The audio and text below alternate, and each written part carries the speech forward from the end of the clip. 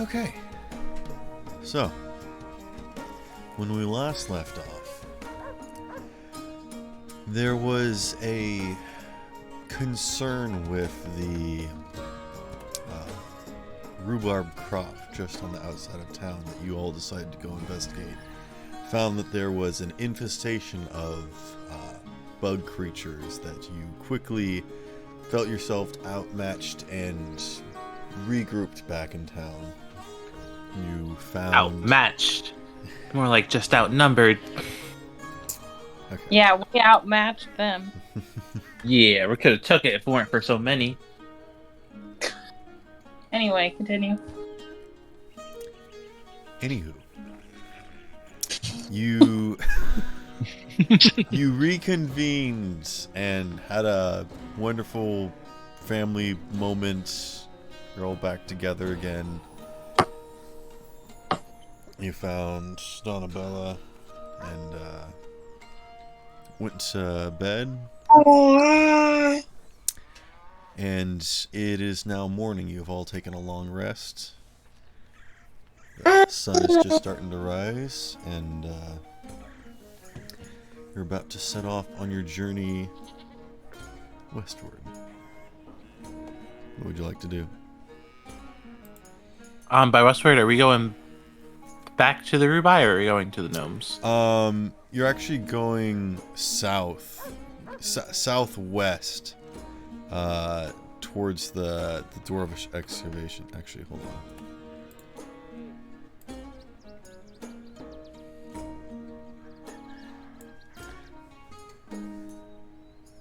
You'd be going...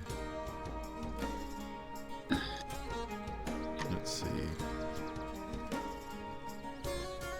You already completed the dwarvish excavation. Now you're going to Gnomengard. Yeah. Yes. Going to the dwarven excavation was about 3 days travel. Heading to Gnomengard would be about 2...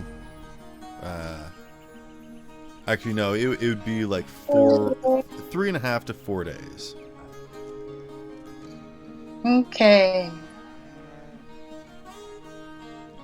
You're skirting around the... There's a map in the game stuff for you guys to look at, right?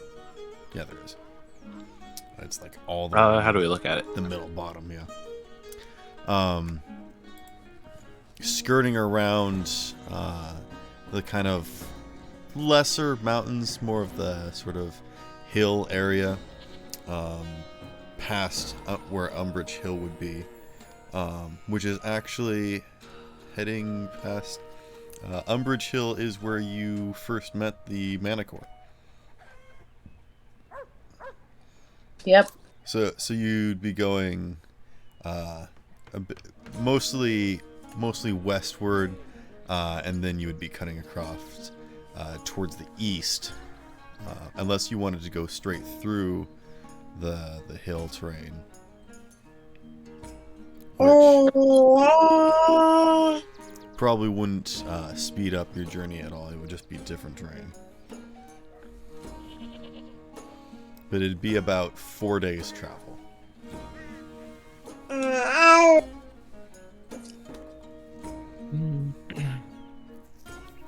I'm good to take it slow and steady. Yeah, we can just go.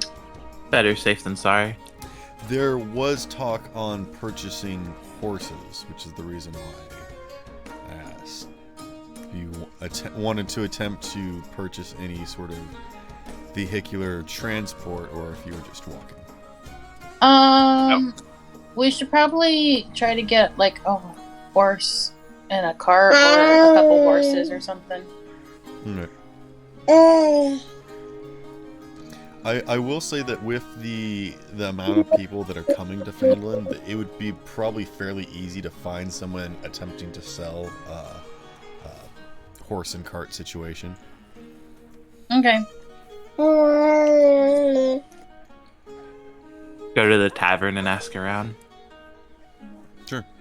Well, let's not make a whole scene of this. How about one of you, or both of you individually, can make investigation checks to see to find it, or one of you can roll with advantage. My investigation is +0. I have +6. Then you go, and I'll give you advantage. Okay. Okay.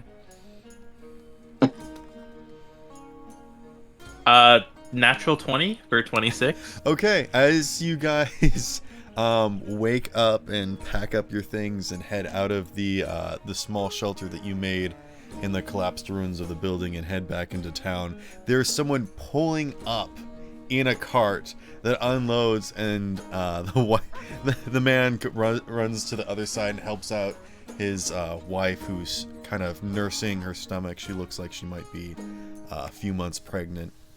And she says, "Oh, well, this is nice. Yes, honey, I think this is a very good place to raise a child out in the area. Oh, but what are we going to do about the horse and cart? Do you think there's anywhere we could sell it around here?" We will buy it. Sold! I actually, he's like, "Oh, well, yes, absolutely. How much would a horse and cart go for around here?" That is a good. How much does a horse and cart go around here? Can I roll a one?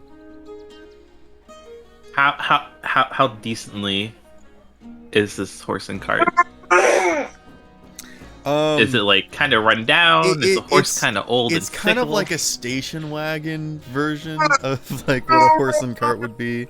You know, it's not the nicest necessarily, but it's also not like run down or anything. You know, it's decently well put. You can see that like he's done some repairs probably on the road, and he's, you know, a bit of a handyman, so he's made do and made a good job of it. He's like, 100 silvers, 1 gold, right? "What'd you say?" 100 silvers, 1 gold, right? That doesn't sound right. No. It's Okay. 10. 10. Yeah, 10 silver is 1 gold. Yeah. That's easy. right. 100 copper is what's 1 gold. Okay. Yes. I want to like look it over and be like, usually something like this runs about. Make an investigation check as you're looking over the cart. Okay. 10. 10.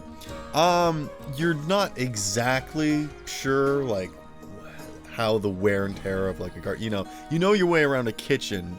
Looking at like a vehicle such as this, it's kind of a bit difficult to say one way or the other, but it doesn't look bad. You know, it's not like the nicest thing you've ever seen, but also, you know,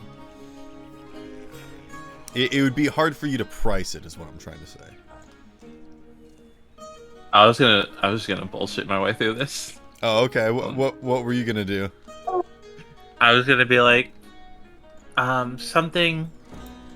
This would probably run for about like 5 silver pieces. But seeing as your wife is pregnant and you guys have just arrived, I'd be willing to give you 1 gold for everything. The man turns and looks at you like, I have like no you. clue You're what. funny. What's your name? Oh, Noko. I just arrived here myself. Oh no. I'm not too familiar with how things in this parts run. Well, we're also new from here, but let's see, how much was the card? It was about 50 gold, I think, and let's see, horse was about 20 or so, was it? Yeah, got a very fine draft horse, plus the extra supplies and whatnot.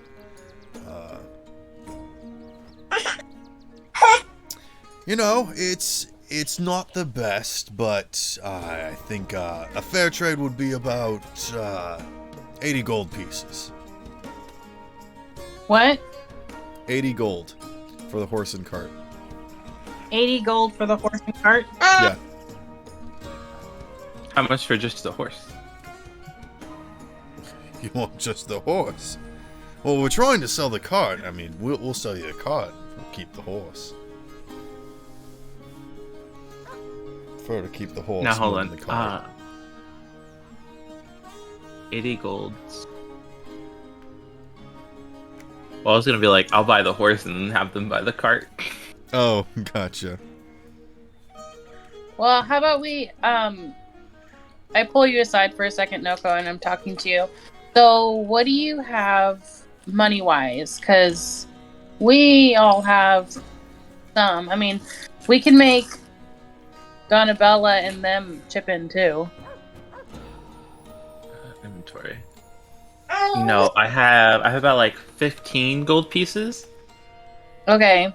I'd be willing to put the 15 if I have complete rights to the horse. Wait, hold on. Actually, I'm gonna pull up my calculator for a second.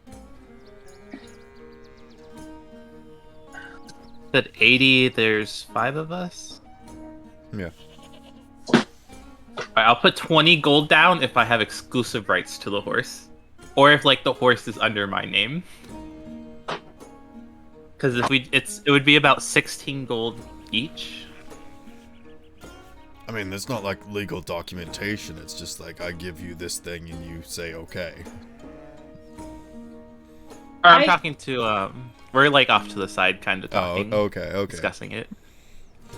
I'm like, I'll put in a little bit extra if it's understanding that the horse is mine. I mean, if you want to do that, that's fine. Elias, would you like to make a history check to see if you know how much things cost? Sure. 5. No. Nope.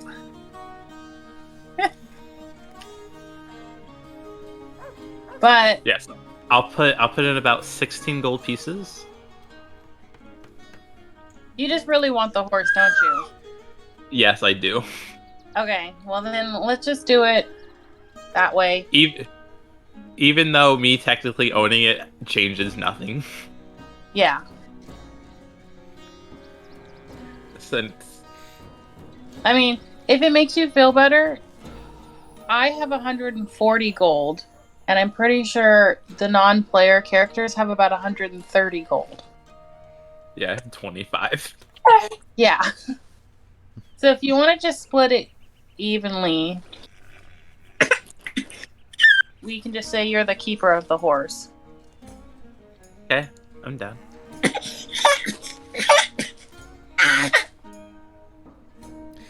Okay, okay.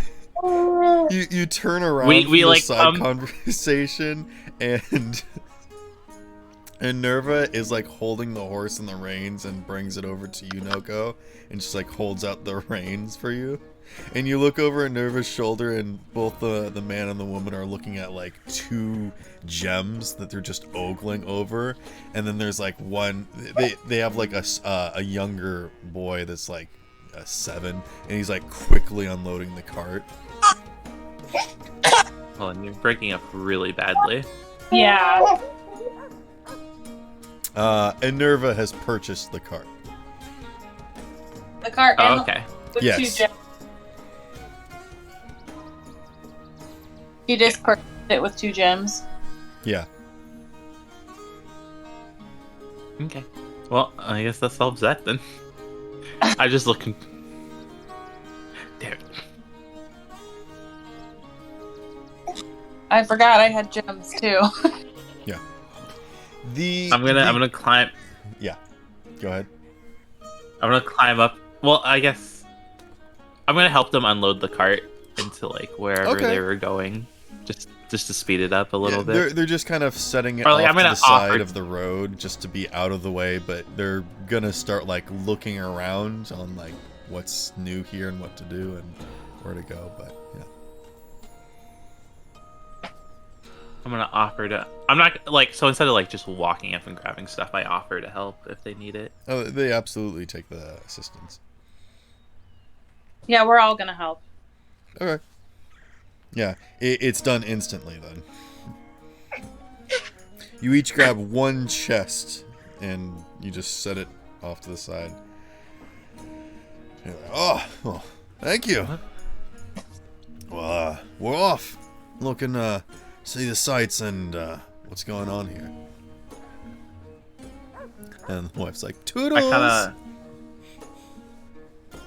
I give a nod and I'm like, hopefully we'll see you around if we return safe. Yeah. Sure. Donabelle's like, don't die to the dragon. And he's like, what? Yeah. Oh, she only jests. It's perfectly The little safe boy in runs these up. parts. I want to see the dragon.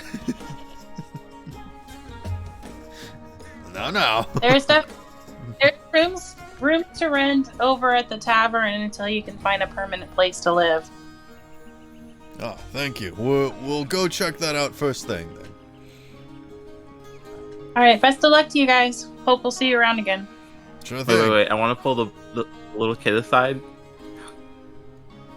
And I don't want to threaten him directly, but I want to be like, now there's a castle close by. However, it's haunted, so don't go near it. Make an intimidation check. Okay. 17 for 19. Okay. You pull him over and he's like really excited, and then you tell him that it's haunted and he's like, ooh, no. Oh, and his eyes get really big and he's like, okay, good to know. And he just kind of nods. He doesn't say anything, but just nods furiously. Okay. Try to discourage him from exploring our castle. Gotcha. Do you know why your mic breaks up, David? Say that again? Do you know why your microphone breaks up? I don't know why, but my computer can't handle running so many different things, and Discord specifically sometimes. Actually,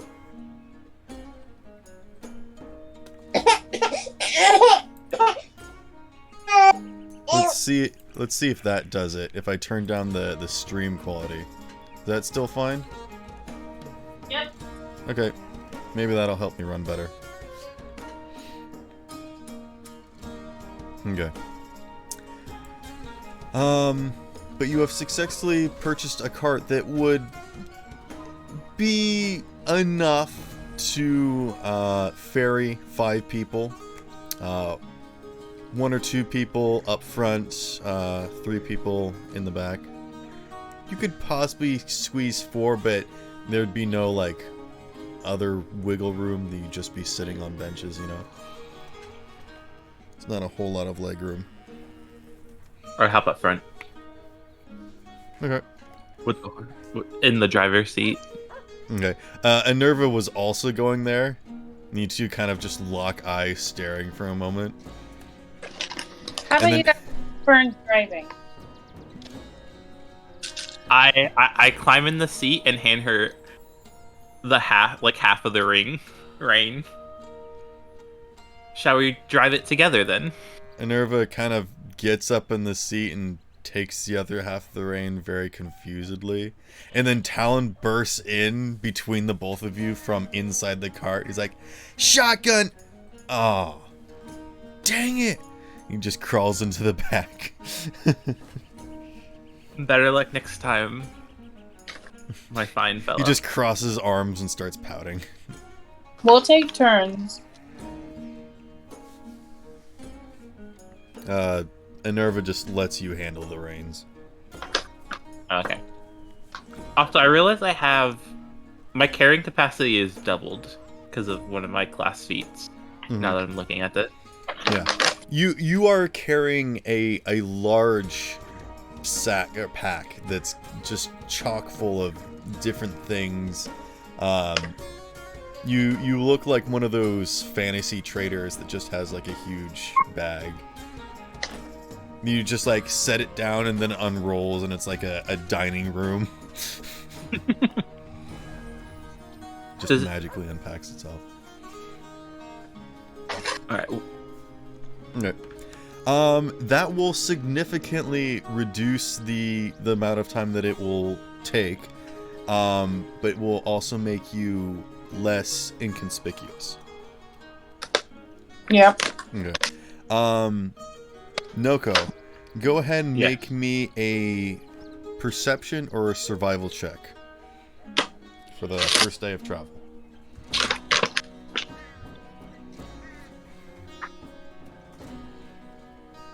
18. Okay.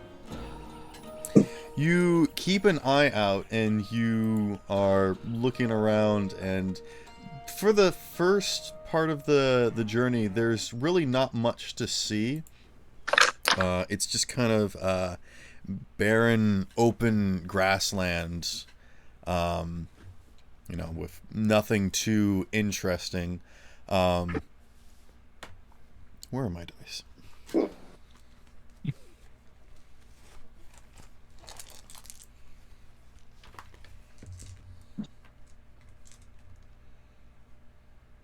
Oh, okay.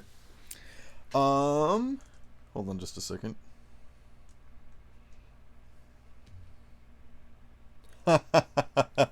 Okay. As you are making your way just straight south, hold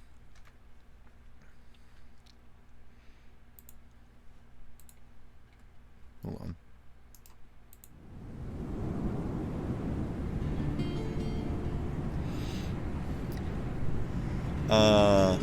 You make your way out of Phandalin down the roads and out of the forest and begin to make your way out onto the plains and whatnot. It's kind of strange because it's like hill terrain and rolling grassy knolls that slowly expands off into mountains on your left, and then to the right is just open expanse. It's sort of like looking at the beach, but it's just... Beach episode? No. It's just grass. Unless you wanted to go swim in the grass. Hey guys. Yes. I just kicked the desk and now my toe is bleeding. I need to go grab a band-aid and I'll be right back. Okay. Did you change the scene? Okay, no, you didn't. I did. Oh. Hold on. I can summon players to this board. Alright, there you go. I do not have tokens, though. I just have visual. That's good. Yeah, that's fine. I'll make tokens, that's fine. I mean, if you just pull out the carriage, we're all in the carriage currently. Fair.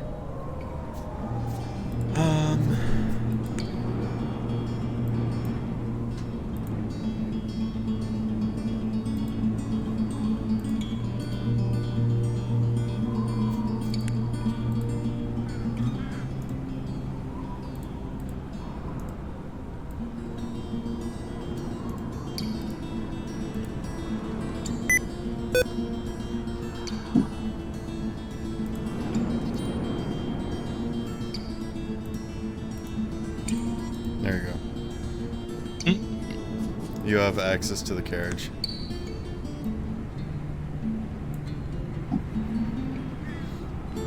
Looks like a shield. It is.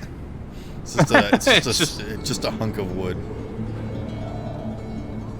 Okay. But it's kind of slow going, and there's really not much to see.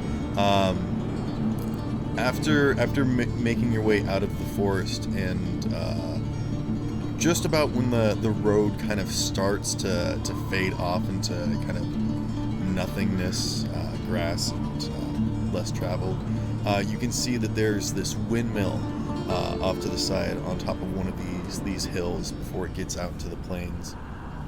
You can see the wind is slowly powering the windmill. And I forget her name. We should go say hi. Sure. If you want to go say hi, you can. I was just gonna say that she kind of just leans out the window and waves at you guys. I went back. You want to go say hi? Do we want to go say hi? How much time would that add to the trip?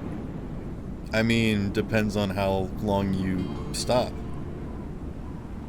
Maybe just for 15 minutes. Okay. Maybe Talon needed a potty break. Okay. Like, he's not... Alright. I want to lean back and jab at him and be like, "You good back here, Talon? You might need to make a quick stop before we pass by." Roll an intimidation check.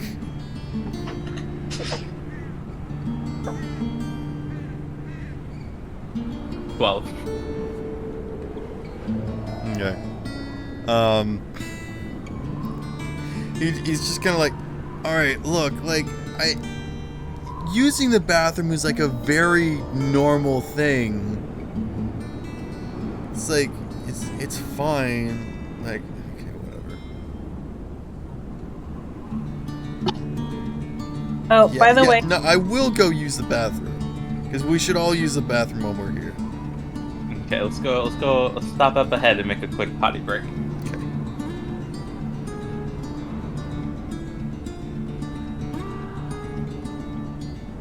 we go in and say hi to her. Okay. I'm trying Ask to if we can find use where it her is in the book, restroom. and I can't find it.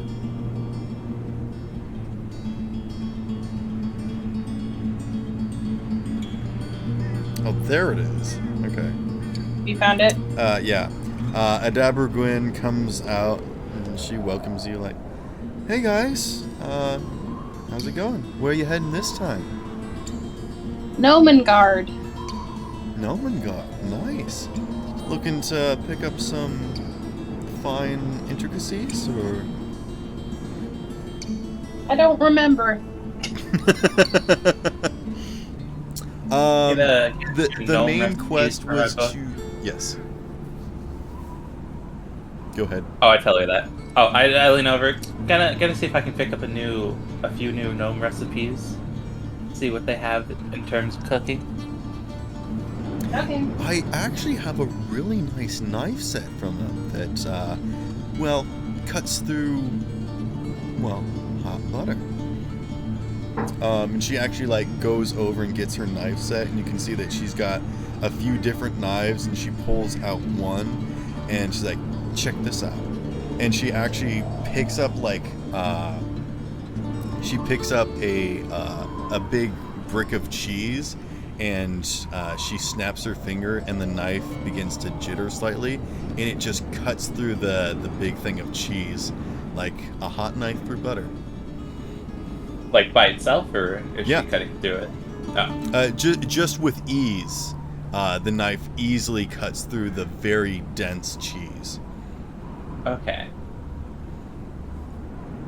I also have a blade that doesn't ever get dull. I also have a blade that's very good at spreading things. I mean, you have to get this knife set. It is amazing. Don't I have a special knife, or is it just? You might. I don't know. Look I in your forget equipment. if it was just a steak knife or if it was like a magic. Oh no, thing. you have a steak knife that you use as your melee weapon. Okay, that's what it was. Yeah. Need some more?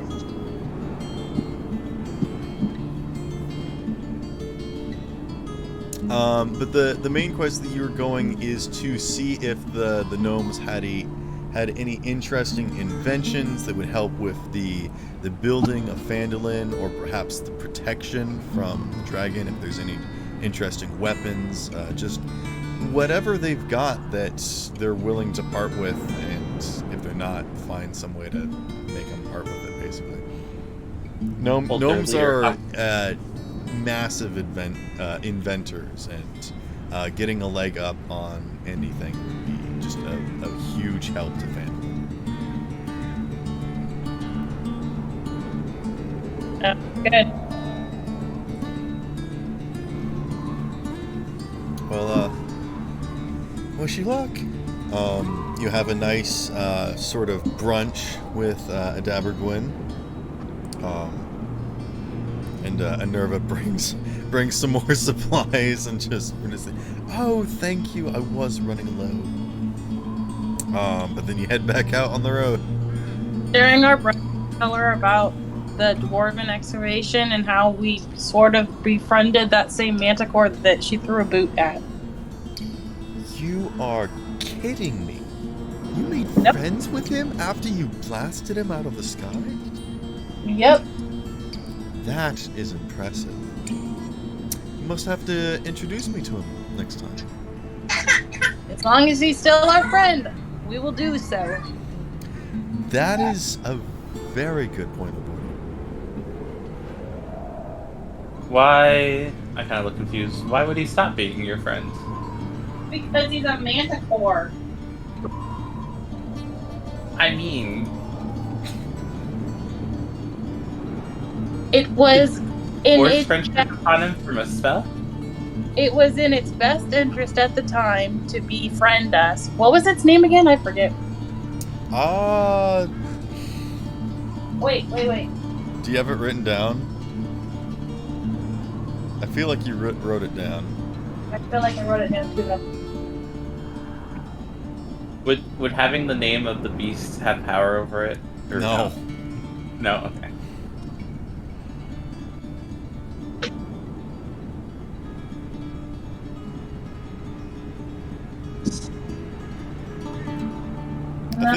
I feel like it was Graxis or something. Yeah, it was something that started with E.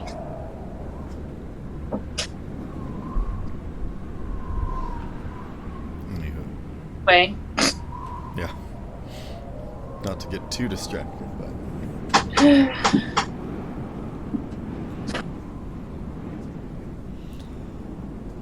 you head back out on the road. The non-existent road. Just sort of skirting around the hilly areas, making sure to stick to the flat grassland to make it easy for the horse. About midday, you notice that there's no birds in the sky or anything, especially out here. There's not really any sort of animal activity whatsoever to be seen.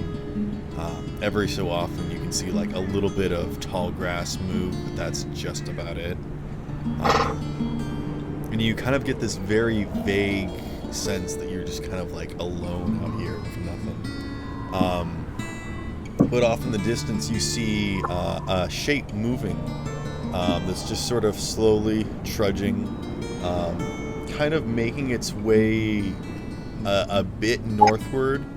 You guys are gonna kind of try and about to cross paths with it in a little bit. What are you doing? Can we discern how big it is? Make a perception check. Anyone who would like to. I got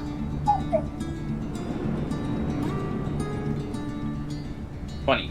16 plus 4. Nice. It's all my luck from last game since I was rolling basically under 10 every roll. Last time. What did you get, Kristen, for perception? Oh, I didn't get a chance to roll it.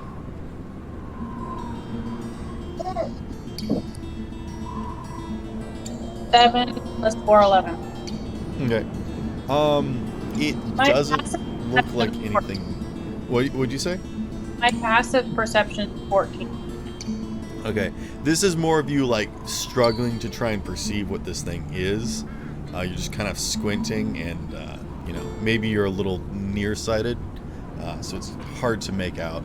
But basically, as you are glancing, Noko picks this out specifically because you kind of feel like you're looking in the mirror a little bit. You see like what could be a humanoid figure just sort of trudging with this massive backpack that they're carrying. But they're about a mile off or so. and like they're like in the grass, so I can't really pick them out. It's just like their outline, I guess. Yeah, it's real. They're really far away, so it's just kind of like this dark blip. But you can very easily notice like the gait that they have. Just very much seems to be like a humanoid with a massive load they're carrying. I think we just keep our pace. Okay. Yeah. In a little, like a little bit less than an hour, you guys start to get closer. Your paths are not exactly converging, but close enough that you can see that they also notice you, and they're just continuing with their pathway. But they're slowly gonna come up alongside you, and you're gonna pass each other. But as you get closer, you can see that this person seems to have elongated ears. They are elvish, with this sort of like short brown cropped hair that's kind of slicked back in a weird way that seems to be genetic and not anything stylistic. They're wearing a kind of simple yet fashionable guard that kind of resembles them as a trader. And they have this massive bag that you can see just has a bunch of different designed and intricately carved and painted just a collection of different things all across its backpack. And they're just slowly coming not directly towards Phandalin, just sort of making their way northward. Actually, perhaps a little bit northwest. They'll probably miss Phandalin, unless you want to stop and say hi to them. Yeah, let's stop and say hi, and then when we leave, we'll direct them towards Phandalin. Okay. Them if they're heading anywhere in particular. Yeah. You kind of change your direction a little bit and pull up towards them. They kind of stop and turn and look up at you, and they just kind of look up at you with like very squinted eyes, and they've kind of got like their mouth slightly open a little bit, and they're just kind of looking up at you. Hello there, traveler. I wanna. Hello? What's your name? Step off the cart so that way they don't have to like look at us up into the sun. Yeah, I jumped down from the cart. I'm Elias. What's your name? My name is Anduin. It's nice to meet you. Good to see a friendly face out here. And how are you? You can see that he's got like a very kind of a squinty face. He's got these kind of like a really tight smile that just kind of is always resting on his face. He doesn't have any like smile wrinkles or anything. He seems quite young due to that elvish nature. It's hard to place his age, but he seems, older than you, Elias. Probably mid-aged for an elf. Are there masks on his pack? There are.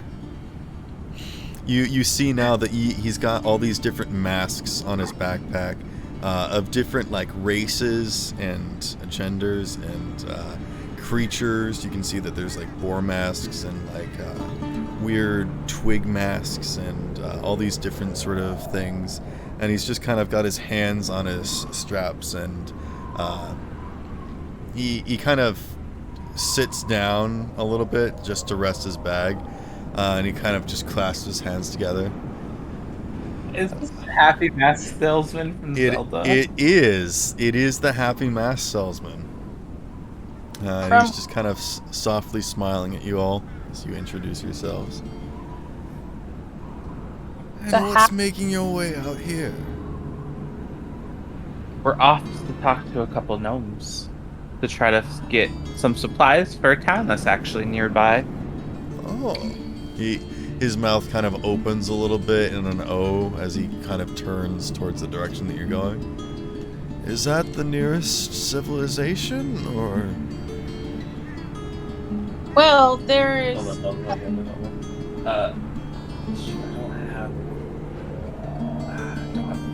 spell for this. I don't think anyone in our party would have it either. What?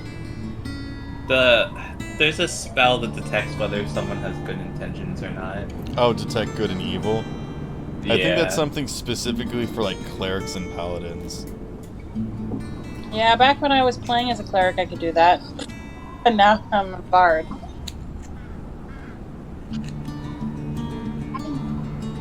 Would you like to make an insight check on him? Oh, yeah. I think that could work. Okay. Make an insight check. Oh, yeah. God damn these rolls. 22. With a nat 20. You got a natural 20? Yes. For a 22. He's being very straightforward. He's sitting down, he's resting. He seems very comfortable around you. He seemed like he was keeping up his guard as a vehicle approached him, but when he saw he was a bunch of kids, he, got very relaxed. He's sitting down, he's taking a break. His expression is softened, and he's just making mild conversation with you all. Do you know what the Happy Mask salesman looked like? Do you know, Kristen? No. Do you want to pull up a picture, or shall I? Yeah, I'll send one. Okay.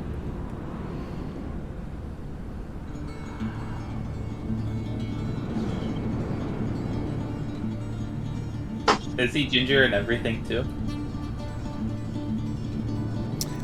He's sort of got like a brown hair. Yeah, we'll tell him. But like, yeah, the closest settlement will actually be, and I point the way we came from, over this way. It's a little new town called Phandalin that we're Oh wow, trying to he looks grow a up. lot different than how I remember him. I just saved a picture, but don't know where it went.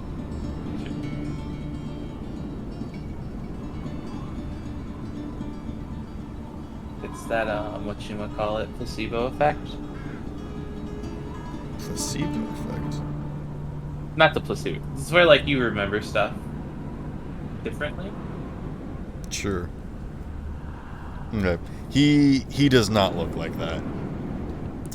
He's kind of got like a very soft green outfit, not purple. More common clothes. This kind of looks regal. In his backpack is like this very leather rucksack that's got a bunch of different pockets on it, that's got different things stuffed in it, but all across it you can see it. He on display he has a bunch of different masks out. Phandalin. That sounds nice. Tell me, what are its people like? We're actually kind of like a melting pot at the moment. People from all sorts of walks of life and background. That sounds interesting. Perhaps I could take a trip there and see if I can sell some of my wares. By any chance, youngsters, would you be interested in purchasing a mask? Do you mind showing us what you have to offer? Why, certainly. And he pulls his arms out of the straps and stands up and kind of walks around it and lifts up the top and kind of begins pulling out different masks.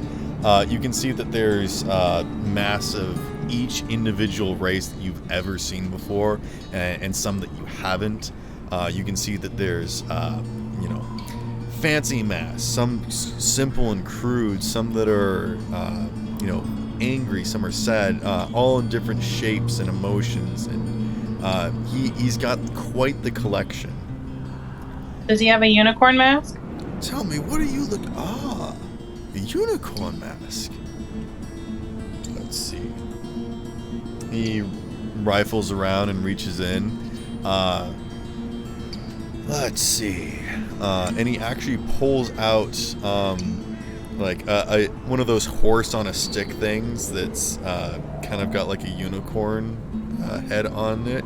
He's like, no, and he just shoves it back in there. And then he pulls out like one of those rubber horse heads, but it's a unicorn.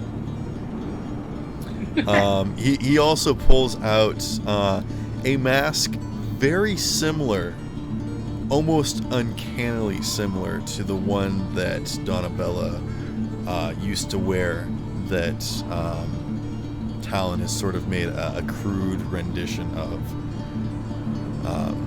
He also pulls out one of those flat face masks that's just white, that's kind of got like this sparkle design on it, and then it's just got like a curlicue horn on it.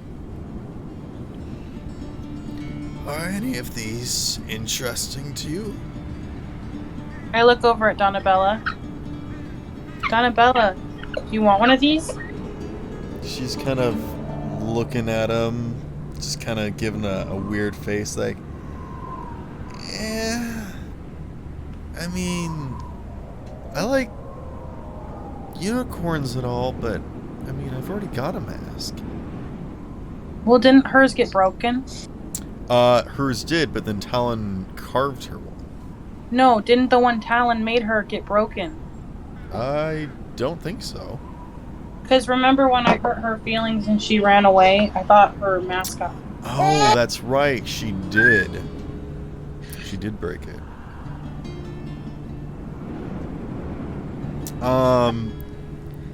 She kind of looks at the mask like, I'm fine. I don't wear masks anymore. I've grown up. She just kind of steps back. As I'm looking over the stuff, I want to be like, usually something craftsmanship such as these usually have more to them than it just meets the eye. You see him turn to you with a soft smile. Yes. After all, putting on the faces of things can sometimes help you feel more like them and represent them in a better way. You have a good eye. I'm gonna look over at Donabella and I'm like, Donabella, are you sure you wouldn't want one of these masks?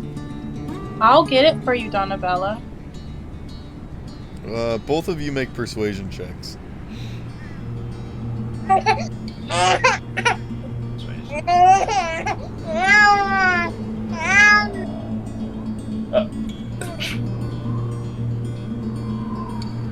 think we're gonna persuade her. Do you have the D&D site open? Do you see these rolls I'm making? Yeah. I got a nat 20 again. Or 22. I got a 15, but my persuasion is +8. Donabella's like, no, I don't want. I mean, if you got me a mask, I wouldn't say no, but. All right, I'm buying. Okay. What mask are you buying? Are you buying the realistic one? Are you buying the very simplistic one, or are you buying the one that's kind of in the middle? The realistic one. Okay. He places the other mask back in the bag, and he offers it to you and says, that'll be just 150 gold pieces. Unless he gets very still and kind of, there's a moment that's just kind of a weird pause. And then he kind of opens his eyes a little bit, which is more than a little unnerving, as he says, I think you all are proprietors of the very unique gems of this world. I must say, if you have any of those, I would be more than willing to part with this finely crafted item for 1 gem. Done. Okay. Hand Mark him off a one gem. gem. Yeah. Does he have any? Add Does he have any? add Sorry. realistic horse mask to your inventory. Or Donnabella's. Donnabella's. Okay, and don't forget to fax me those sometime. Yeah. Okay. Oh, by the way, I changed Enerva's gem count. Oh, okay. You marked off too? Yep. Okay, thanks. Donnabella kind of takes it and puts it on. She's like, this is silly, and it's also kind of stuffy, and she takes it back off almost immediately. Are there any other masks that you all would like to buy? Are there any masks that kind of resemble the game? That resemble what? Particularly, like they're from the game, particularly like a yellow-looking fox mask.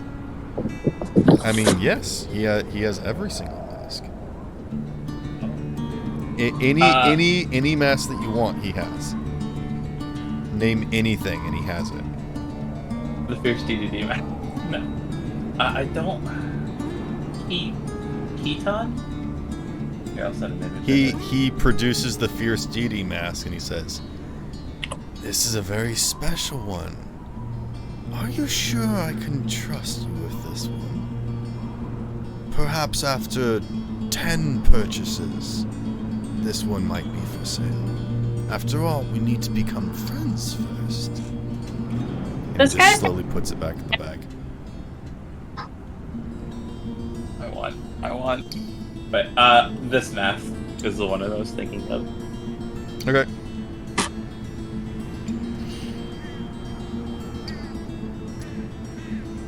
That will be 50 gold pieces or 1 gem. I look over at the party with, like, puppy dog's eyes, and I was like, could I, by chance, borrow 1 gem? He holds up a hand. If you purchase 2 masks like this, that will also be 1 gem. If you're purchasing in bulk, I will give you a good deal. Would the, like, cheaper unicorn... Okay, the cheaper one, was that the one Donabella had? Or was the one Donabella had the one in between? No, the mask that you've just shown is one of those very simple plate masks with like minor defining traits on it. So this would be a simple or cheap mask. There's also the middle tier, which would be like more shaped. And then the high tier masks actually seem like they could be, like almost realistic skin or like stuffed or like actually taken from the animal and be like an actual head of something that's been transformed into a mask. So there's either real masks, which are 150. There's the very accurate representations, which are 100, and then there's the simple ones for 50. What about, would this one be? So this would be a simple one. This is 50 gold. But he will do one mask of the super realistic, which is 150 for 1 gem. So if you get 3 simple masks, that will also be 1 gem. Would this one count as a simple mask? Okay. Yes, that would also be a simple mask. The Mask of Truth. Is there a mask that you would like, Kristen? You can literally name anything from any genre of media right now. Name any creature, any person that you would like to have the characteristics of. Right, so the happy mask... Oh, sorry, go on. I don't know, Sokka? He reaches in and he's got like a Sokka mask. It's one of those plate masks that just kind of has like designs of like two eyes going cross-eyed with like a headband, and then like doing a little tie at the back that looks like a wolf tail, or like ponytail.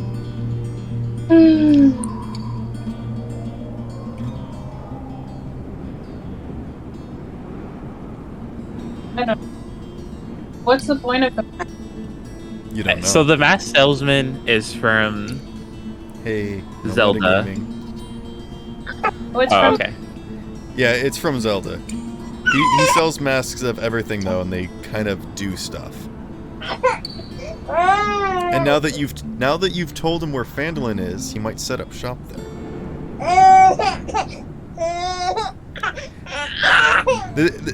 I'm gonna straight up tell you that this is gonna be like an Animal Crossing thing. That as you go on your adventures, you're gonna find people that could set up shops that will sell stuff at Phandalin. So the more adventures you go on, the more shops you'll have at Phandalin. So these masks will be able for purchase later. You don't have to buy. This isn't your only opportunity, is what I'm saying. Okay. I think I'm gonna wait. I already bought one. Okay. I'm gonna look at the party with puppy dog eyes and be like, could I maybe borrow a gem? Donabella sighs and gives you a gem. I guess since I technically already got a mask here. You did help us I find the pull her. horse and card, so. I pull her in a hug and say, thank you, thank you, thank you, thank you. I look. You better pay that back. Well, I don't say it in front of the mask seller, but later I do tell you, make sure you pay her back. Of course, I am not one to skip out on debts. Okay. Go ahead and mark off one gem from Donabella's. And Noko, go ahead and add to your inventory at the very bottom under other items. Add these two masks. And I will make them for you later.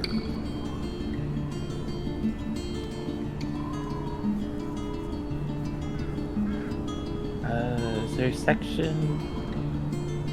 It should be under inventory all the way at the very bottom. Other items. You can just type stuff in. Add other possession? Other possessions, yeah.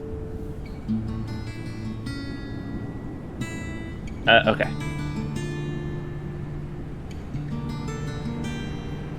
That work? No, but I did find add custom item. Okay.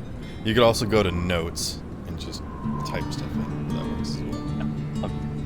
I'll probably just put them in notes just to do it faster. Alright, I'm ready. Okay. Yeah.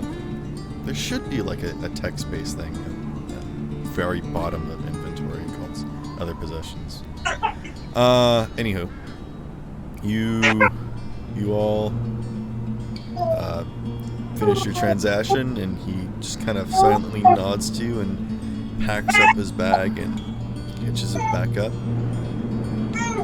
Well, I will head my way towards Phandalin, at least for now.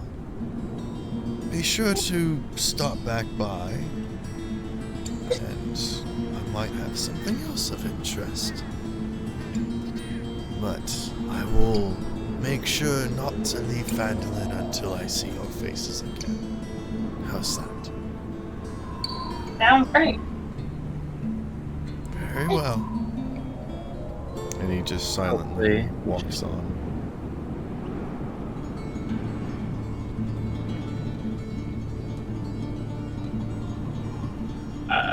Fucking love him.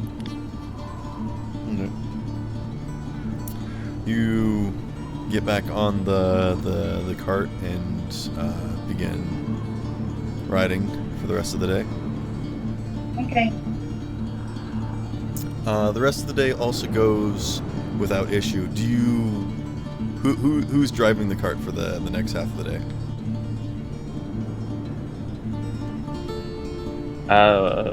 The guy? Minerva? Yeah, we can let Minerva if she would. Minerva takes the reins and is just very silently riding.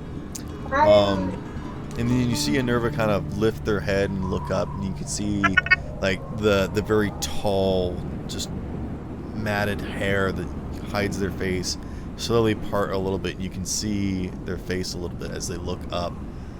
And you're drawn, and you look up into the sky, and you can see there's like one bird in the sky. And you're just kind of watching it.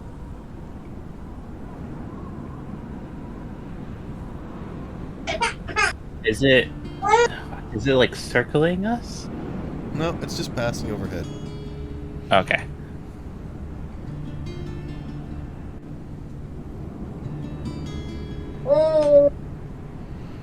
Minerva then like begins to pull over to the side, and you can see that Minerva's like really urgent now, and like knocks on the back and says, "We have to hide." I'm gonna jump out. Yeah, Minerva like stops the horse, jumps forward, unhitches the horse, and like quickly carries the horse over towards like a knoll and like some of the tall grass, and leans the horse over to lay them down, and it's just like holding the horse by the muzzle, just like trying to keep him calm. As I calm out, I'm gonna be like, Minerva, what's wrong? They just hold a finger to their lips and just like leans back in the tall grass. I'm gonna lower down and hide too. We all quickly.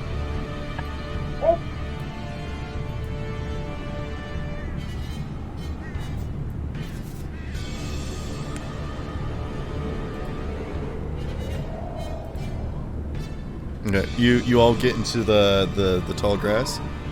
Yes. I would like everyone to make stealth checks.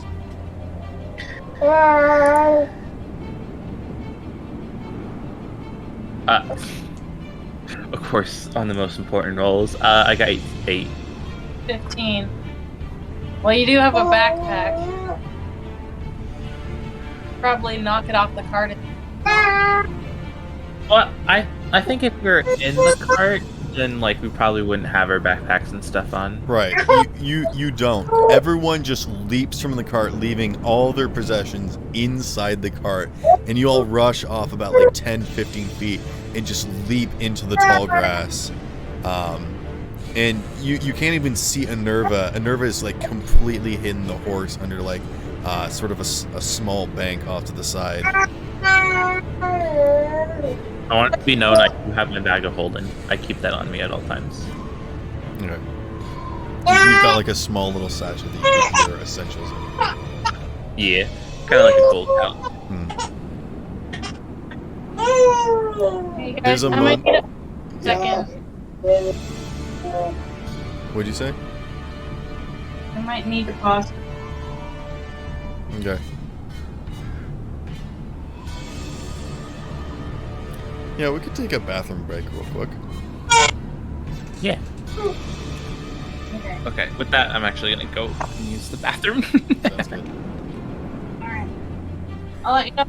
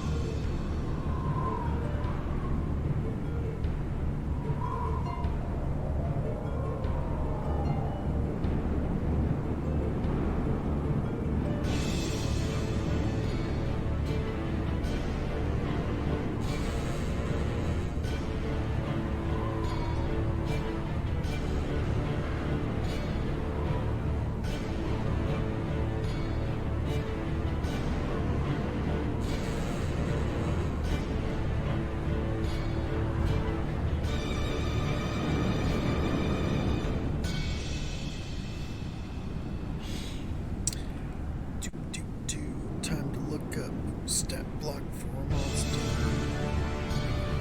Alright, I'm back. Welcome back.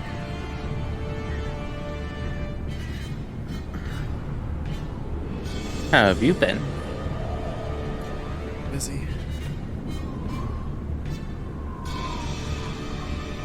Like the good busy or bad busy? Sparrow.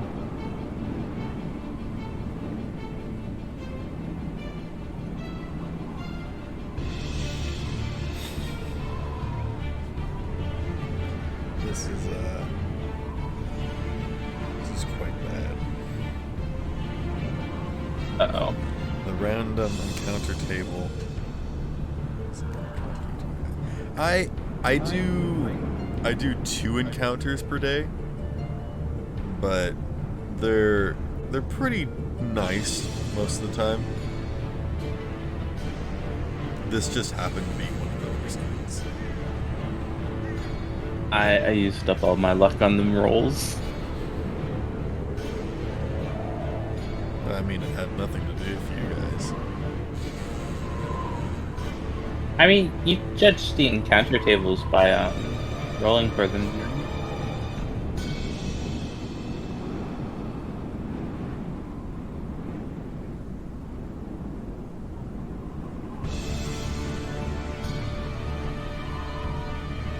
Just waiting for her to come back.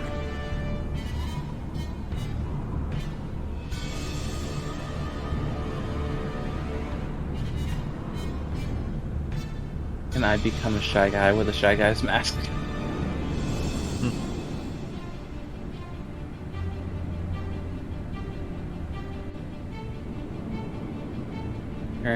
Turn an animal into a cubone. I mean, you only purchased the simple versions of these masks, so. Yeah. Well, like the 2 masks I bought, I don't think would have more detailed versions, would they? I mean, Because like even in the game, they don't do anything.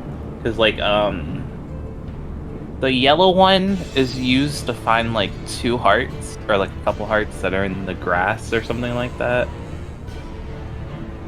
And then the other mask, I think you use in the game to like read people's thoughts. So like, I got them just because I like the looks of them more so anything else. I mean, for sure they would have enhanced versions, you know. Yeah, that's fair. I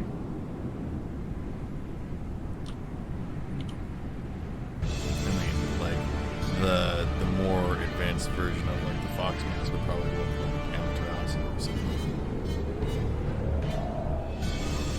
Just like a full fox. Fox thing. Like Ninetales or something. And then the other mask would be like a beholder or something. Like a beholder mask. Right.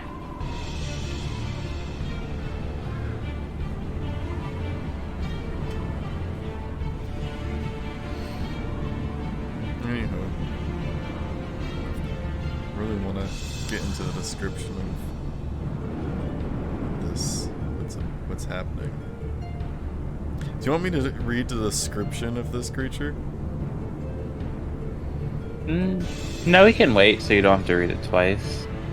No, it's fine because as soon as I describe the scene, it'll be very obvious. Okay, then go ahead. At first sight, a rock's silhouette looks much like any other bird of prey. As it descends, however, its unearthly size becomes terrifyingly clear.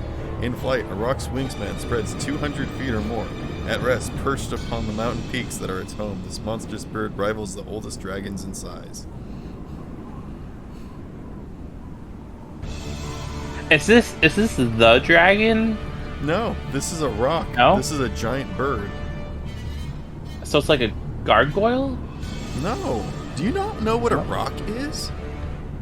Wait. Can you reread the description? At first sight, a rock's silhouette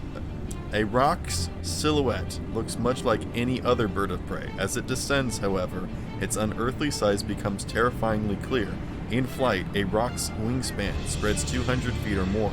At rest, perched upon the mountain peaks that are its home, this monstrous bird rivals the oldest dragons in size.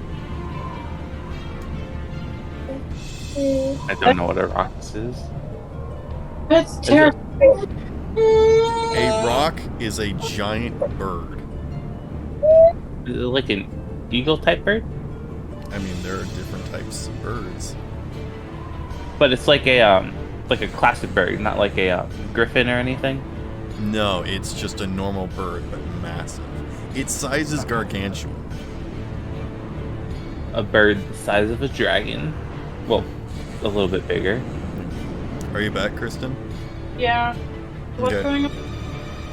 As you guys lay motionless, silent in the grass, you look up into the sky and you glance around and don't see anything.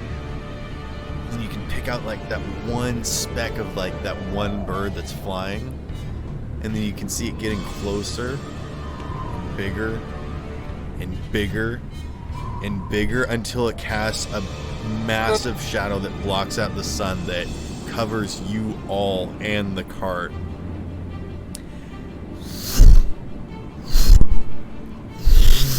You can feel the grass just getting blown flat. You're afraid that you're gonna be found out. And then it swoops in, lands on the ground about like 50 feet from you, and it just kind of peers over. This massive bird looks mostly black from your perspective as it just towers over all of you and you're in shadow. But it kind of looks like it might have been white along the tips, and then it sort of fades to like this almost dark blue along the feathers, and then just like a very deep blue right at the feather tips. It's a very beautiful bird. And then you can see that it's got these massive talons that you can see its ankles as it's going up is taller than the cart. And then it moves its massive head around from side to side. And even though it's standing perfectly still, you're afraid that it's just going to brush up against one of you accidentally as it's just sort of scanning the ground with its massive beak.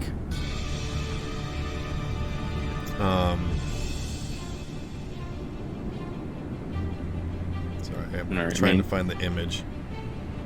I'm gonna remain as still as possible.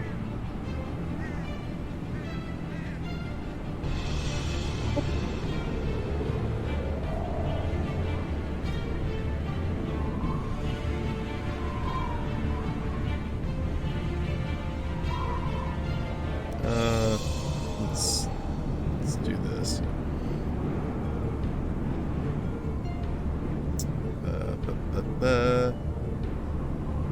There you go.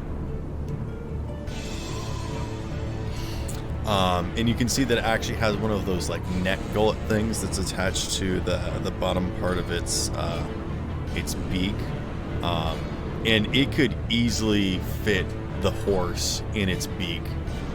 Maybe a few, you know. It could probably muscle an elephant in there if it really wanted to, and fly off with it. But you get the idea that it's usually not looking for something like that. But it just kind of leans over with its wings still outstretched, just kind of wary.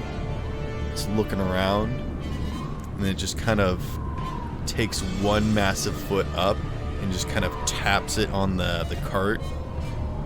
Just kind of grabs it and lifts it up, and it creaks as it goes, and you all get very concerned as it just lifts up the cart and brings it closer to it.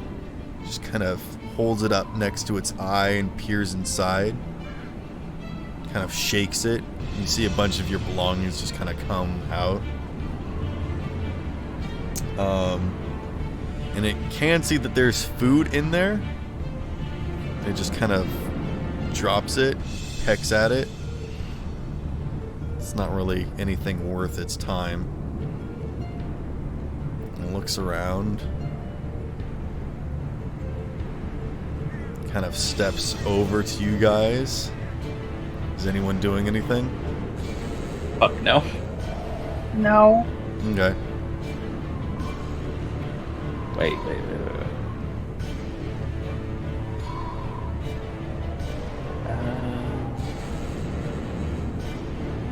No. Okay. It Wait, steps wait. closer to all of you with its wings outstretched. It sets the cart back down, just kind of rocking it over to the side, just kind of dismissing it like an empty nut. And it steps over to you all. And it kind of leans over Minerva, the horse. And the horse is still just kind of like shaking. Minerva's got its face covered, not that you can see. It just sort of leans over. Can I cast?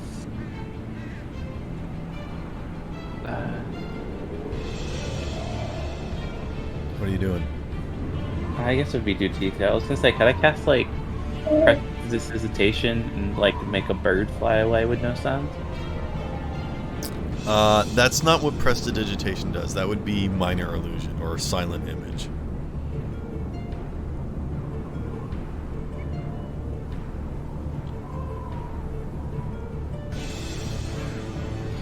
You can see it like takes its massive beak and just kind of pokes it into the grass.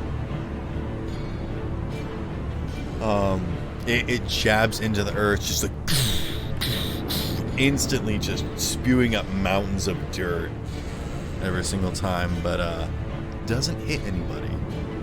You all are kind of splashed with dirt and clumps of grass.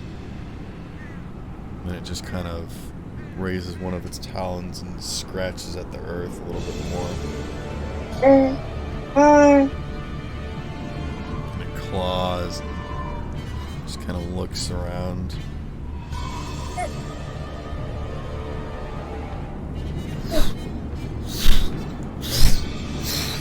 It just takes off and begins flying again.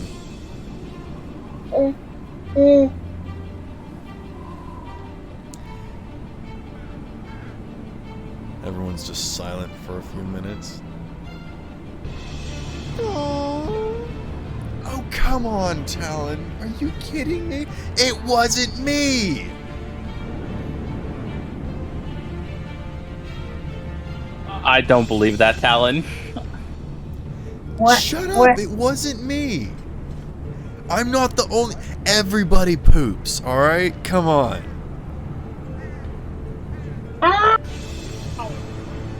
So I guess it would be safe. I guess it's kind of like it went away, right? Yeah. And Nerva sort of stands up and helps the horse to its feet. Just sort of slowly watches it go off into the distance.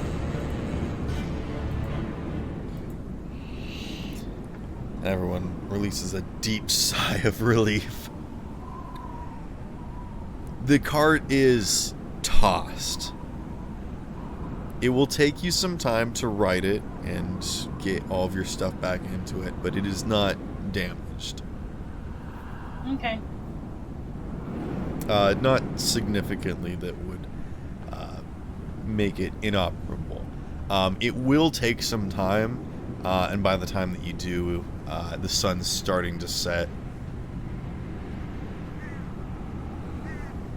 I say we take our time getting everything back together. We just make No, by the time that you get back on the road, the sun's starting to set. You could go for a couple more hours or so. I Before think. it starts to get dark.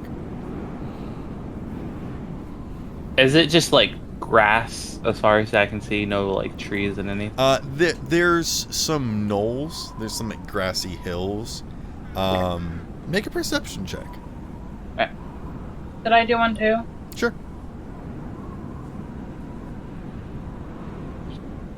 Uh, 10 for 14. Okay. 11. You can see that there are like some sparse shrub trees. Like every so often there's just like one tree.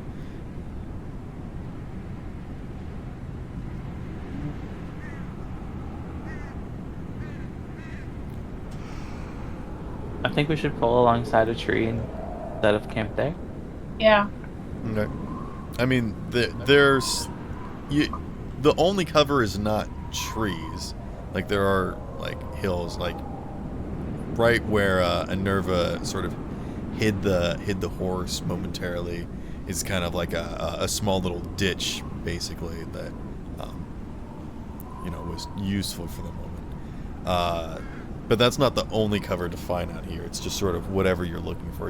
If you're trying to find a tree, you could find a tree. You just have to go for a little while longer. But you would think that before dark you could find a tree if you wanted to. Let's find as much cover as possible. Okay. Like a hill or something. Who is heading the journey for finding cover? Anerva. Okay. Is anyone helping Anerva? I'm Yeah, I assisting. can help her. Okay.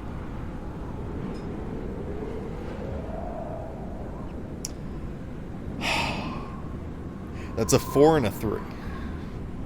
Okay. What do we roll? Investigation?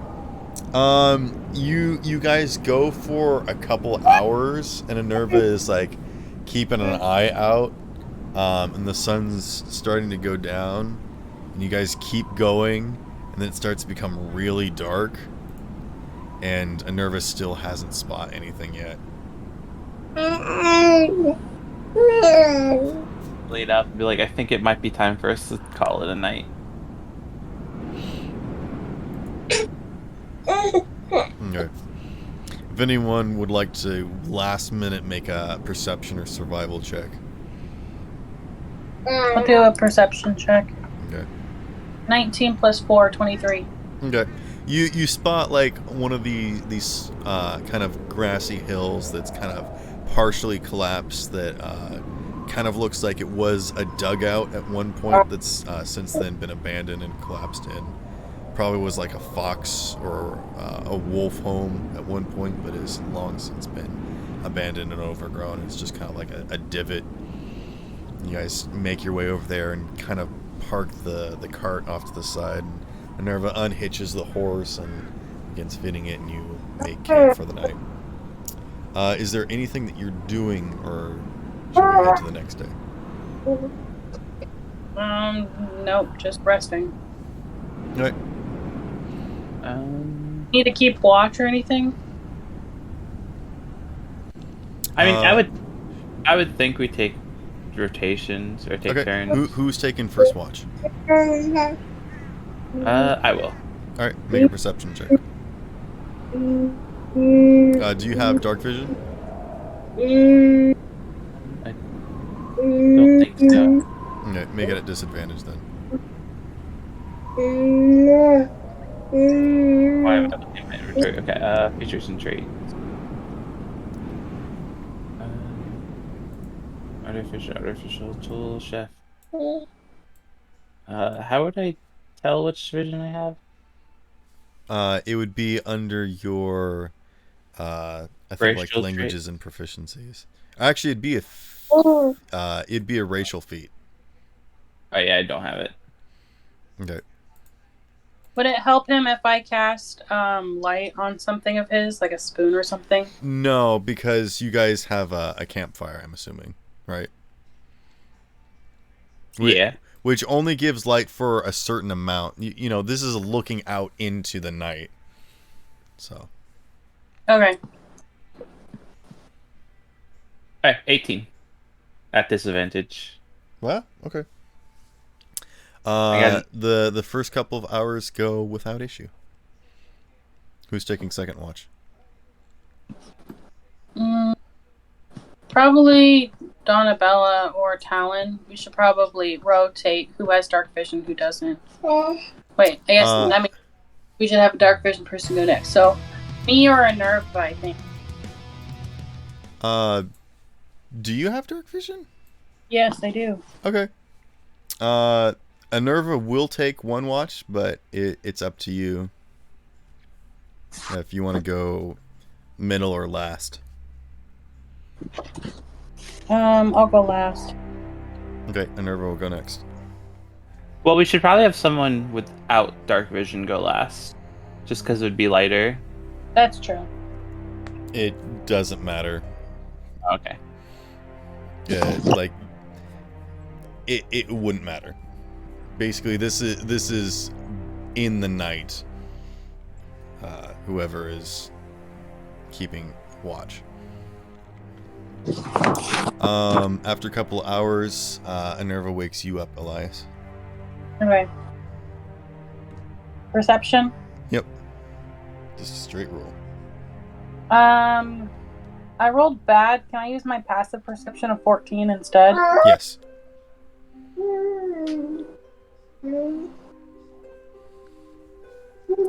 You hear soft sounds in the brush.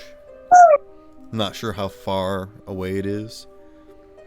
There was no wind during the night, but you can kind of hear the grass just moving softly off in the distance. You're not sure what it is. Can I do an investigation check to see if I can figure it out? Are you going over there to investigate? Are you leaving the camp? No, I'm just focusing more intently on where I think the sound's coming from. Make a nature check.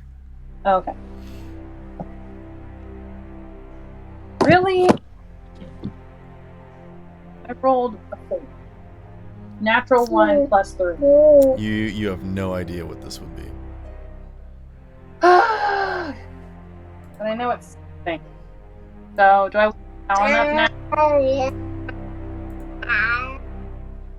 What are you doing? Is my watch over? I mean, do you do anything? No. Okay. Just keep an eye out.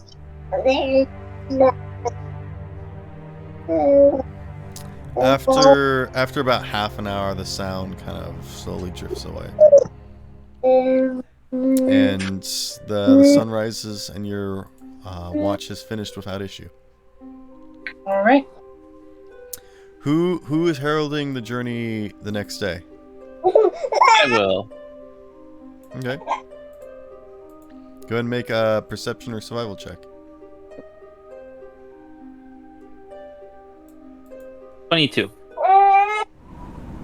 Okay.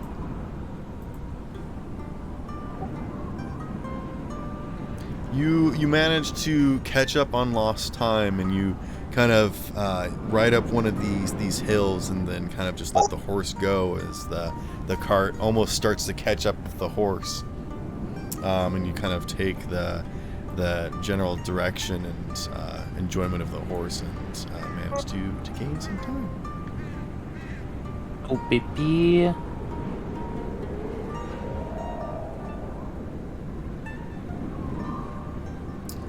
You also notice that there's like a small herd off to one side of some sort of animals off in the distance.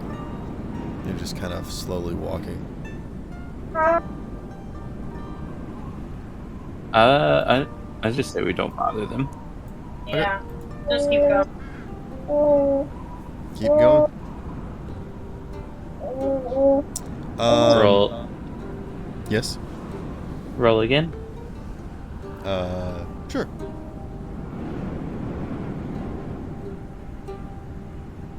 Nat 20 for 24.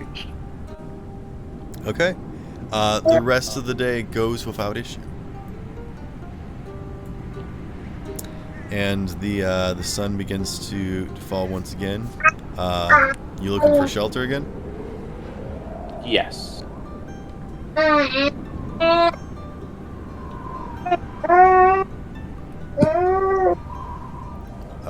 Roll investigation or survival. So good survival since it's been so good to me. 15. Okay. What are you looking for? Maybe a hill, like camp beside, and that will kind of like obscure the cart from view. Yeah, you find sort of one of these hills that you think that you could. It's kind of like a collection of hills that you kind of drive into the middle of. That you feel like you've got like a good coverage on a few different angles. You all go ahead and make camp. Who's taking first watch? I'll take first. Okay. Go ahead and make me a perception check.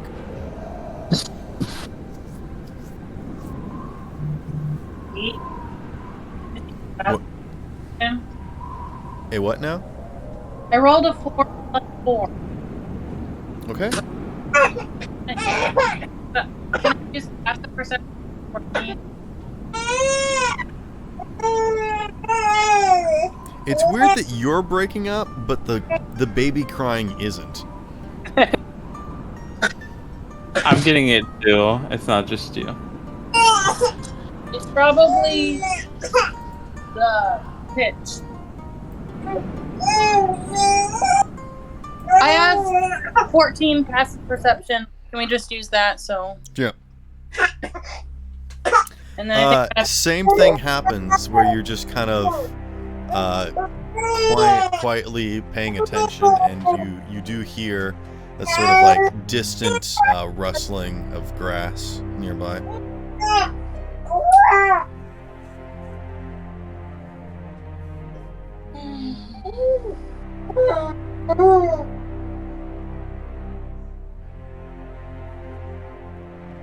Yeah.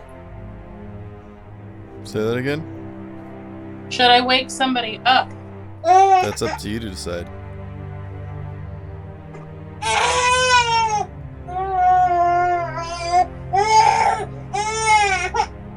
I'm just gonna say no. Alright. You go ahead and pass off the torch to the next person. Alright, who's going next? I'm gonna go put her down in the crud. Alright, sounds good. I can go next. And Nerva's gonna go. Oh, you wanna go next? Or I never can go next. Alright.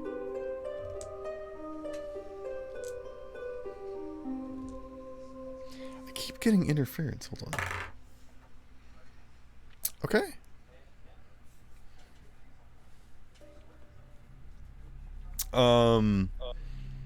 You want to take last watch? Yeah. Okay. As Anerva wakes you up, you can actually see that there's like a little animal that's like cooking over the fire that kind of looks like a cross between like a raccoon and a squirrel. It's got like this bushy tail, and it's just sort of stretched out, and it's been skinned. Because it's been skinned, it just looks like a small little like rat sort of spit roast sort of thing. I'm gonna look up at Nerva with like a raised eyebrow. And Nerva offers you some of the food. I'll take it and like kind of like nibble at it. Kind of like I think it's gonna taste bad. It is one of the probably the worst things that you've ever eaten, simply because of how badly it's cooked. It's just kind of put over a fire, and it's just sort of kind of charred on the outside and just stringy on the inside. It's not bad. The meat's not bad. You get the idea that it's probably it would be nice and tender if it was like braised properly, you know, maybe put in a brine. It could actually be quite good, but you know, it's not a new favorite. Kind of like if someone took a steak and cooked it way too long. No. Specifically, this would be like if someone had a.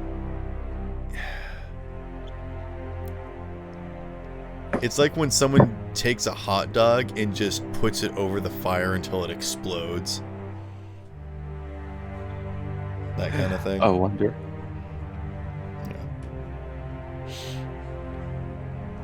Yeah. It's just too cooked that it's really not edible anymore. Not that it's burnt, but that it's just been slow cooked for far too long. I kind of smile, but I don't eat anymore. Okay. It's like, this certainly has...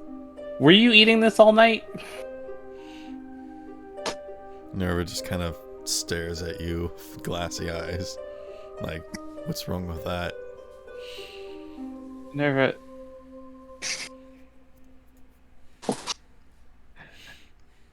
It's. You can also see that there's like some very small but fresh pelts. It certainly has an acquired taste. I guess if you've been eating it, nothing bad will happen. Or no harm should come to you. What is it? It seems as though Enerva found the creatures that were stalking you during the night and has skinned and eaten some. However, eaten would be a vague term for what she's done to the poor thing. Oh, these poor creatures.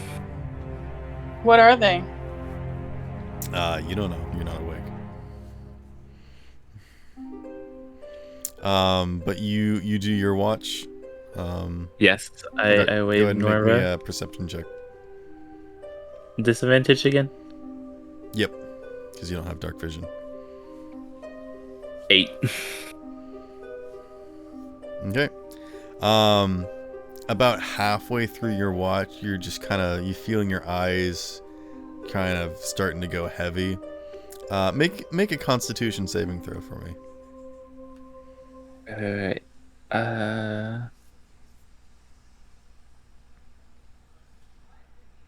Where is it? Where is it? I have the thing. Do I not have the thing? I thought I had the thing. Spells. Why are you doing your spells? Tasha, can I use that to stay awake? The Caustic Brews? Caustic brew? Well, I guess. Yeah, because like I spill coffee on people or throw it at people. Okay, so you wanna burn yourself to stay awake. No, You're gonna boil a cauldron and stick your hand in to stay awake. 11. Okay. And this is less of a this is a less of, hey, you're falling asleep, what are you gonna do? This is more of a what's the natural order here of you being able to, you're not conscious of this action is what I'm trying to say, if that makes sense. Oh, I'm very, very aware of how it feels to be in this situation.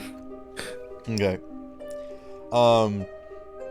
You wake up with an extremely itchy nose and face, and normally you're probably used to being around animals, and you're probably not like specifically allergic, but you're feeling it all over your body right now. You're just kind of feeling like you want to break out in hives, and you want to kind of scratch as you're waking up.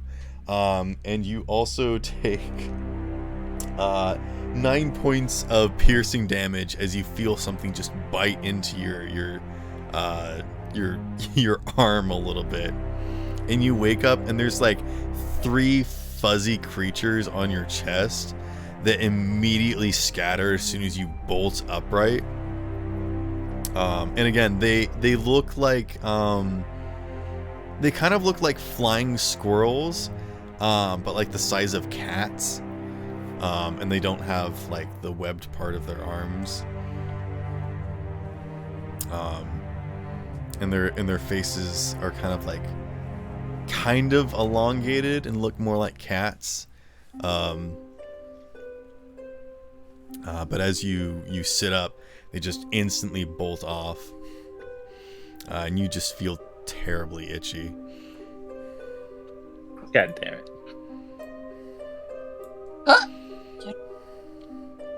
Was that the last? Yep, the sun is starting to rise now. I'll wake everyone up. Oh, everyone's already awake. Oh, okay. I I tell no one. What happened to you? I tripped and fell in some poison ivy. Elias, you take 8 points of piercing damage. Me? Yep. Why? There was little creatures gnawing on you while you guys were asleep. And Nerva immediately gets up, and you hear just a and you look over, and Nerva's got like 2 in one hand and just squeezes them and throws them to the ground. And you see one of them bounce and then just instantly change direction mid-air and just jump into the grass. Did she kill any of them, or did they just kind of like bounce and run away? Nerva turns and stomps, and you hear a as they stomp on one. I'm gonna be like, well, I guess someone caught breakfast for us to try to like divert attention. Nerva holds up like the small raccoon type thing by the big bushy tail and just kind of gives a look to you. What is that? Gramishkas. What are... Talon's just like scratching all over. Like, I hate Gramishkas. I'm gonna hug my tail and be like, what's wrong with the Granishkas? Make a history check or nature check. Or no, I'm Yeah. asking Talon. If anyone wants to. Hey, you said a history? Yeah, history or nature. I got a 12. I got a 9. Okay. What did Noko get? Oh, a 12. Okay. You guys would know that Gramishkas are like, kind of, they're like large rodents. They're cat-sized. And they just kind of appear wherever and just kind of are a nuisance. And Talon's like just dusting a bunch of fur off of him. They get everywhere. Irritating. Coarse. And rough. Yeah. I mean, it can't be the worst experience you had this week. Well, Well, yeah. Okay. experience this week. You see Talon's just like rubbing his face, trying to get all the like furs off. The hair that they left behind are like these short but kind of big strands. And it's not like cat fur that sticks to things. They're actually kind of like hooked and they're barbed, so they'll actually like pierce into you a little bit. So you guys are kind of like dealing with that. Again, they're not like porcupines necessarily, but it's also not the most comfortable thing to be brushed up by one. Besides, with proper care, the fur can be quite nice, I'll have you know. Yeah, okay, like, I'm not talking about you, dude. Like, Gramishkas are just bad, okay? They're not good, alright? Okay. Anyways. Also, the reason why I'm saying this is because I'm part raccoon. Oh, you're part raccoon, yeah. Yeah. Again, these didn't really look like raccoons. I was just using them as an example because of like the bushiness of them. Yeah, Okay. the bushy tails is what I was referring to. Yeah. Hold up. You're part raccoon, so you have a tail? Yeah, I have tails and ears. Yeah. I missed think it was it raccoon or was it a red panda? I think it was You were red raccoon. panda, actually. Okay, red panda. Never mind. Yep. Okay. Yeah, I have a that- red panda tail and like the little round panda ears. I kind of vaguely remember that. And you're full on ginger, right? Yes. To match it. Okay. Talon is going to head this expedition-less anyone has any objections. No. Nope. Okay. I'll sit up front next to him. Okay. He gets like one of those he gets one of those dead Gramishkas on a stick and kind of dangles it in front of the horse, which doesn't do anything other than like bother the horse with like a weird smell. But it does kind of in some weird way help motivate the horse to go faster, if only just to get more fresh air. Alan, that's animal cruelty, you know. Okay. He turns to you and like, oh, would you prefer? And he like pulls the thing back and dangles it in front of your face. Actually, on second thought, I think it was helping the horse stay a little bit focused. I'll kind of like push it away. Yeah, that's what I thought. And he suddenly stops because you all hear a tremendous bellowing roar.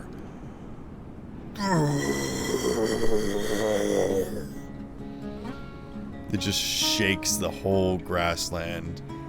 Instantly, the cart stops. And great. what are you guys doing? I want to. Do we know what it... It sounded like it came from the mountain. Okay.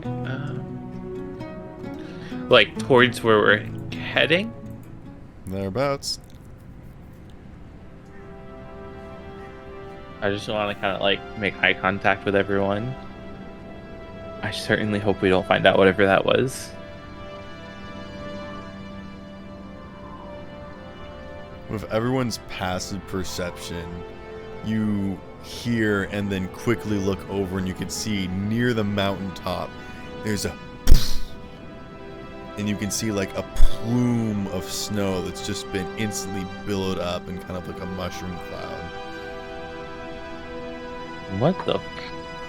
And then you can see that there's like a trailing arc that comes up out of the cloud up into the sky, and you can see that there's a form flying through the sky. Is it coming in our direction? It's hard to say at this distance. But you assume that it is massive if you can see it at this distance. It's probably... We should probably hide the cart and the horse. Yeah. Okay. Talon just kind of steers it off to the side. And then I'm gonna go like hide. He pulls over to one of those shrub trees that has like 5 leaves on it and just kind of parks it behind it. Oh my god, Talon. He's like, Talon, what? You got any better ideas? There's like no cover out here. Last time that we left the car out in the open, a big bird picked it up and almost ate it. Okay, but what if the monster's coming for this tree in particular? Yeah, it's not even a tree. Like, why would it come to this tree in particular? The mic's off. Maybe this is the tree it marks its... the place it goes to the bathroom for. You never know. He sniffs the air. Nope, there's actually... No, actually, there is a little piss over here. Is it your piss, Talon? I look over. He stops doing his, like, natural tracking exploration investigation, and he just turns slowly with his eyes bulged and his mouth just, like, absolutely taut. Enough. I poop my pants one time.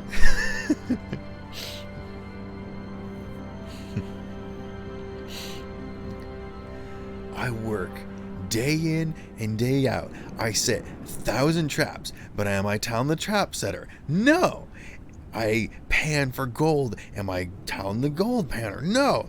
I save hundreds of people alive. I kill tons of orcs. I do all this stuff, but you poop your pants one time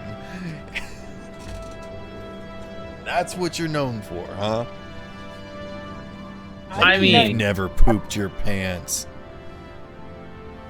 not since I've hit age of... Not since I became an adult. Yeah, well, I'm not an adult yet, so there. And he just kind of huffs and tromps off. Okay, I apologize, but this argument is not... We should not be having this argument at this time. I say as I try to bring everyone's attention back to the flying snowball. That would be I the ice. apologize, Alan. The trap setter, I say Make a kind of perception check, mockingly. either of you. Perception.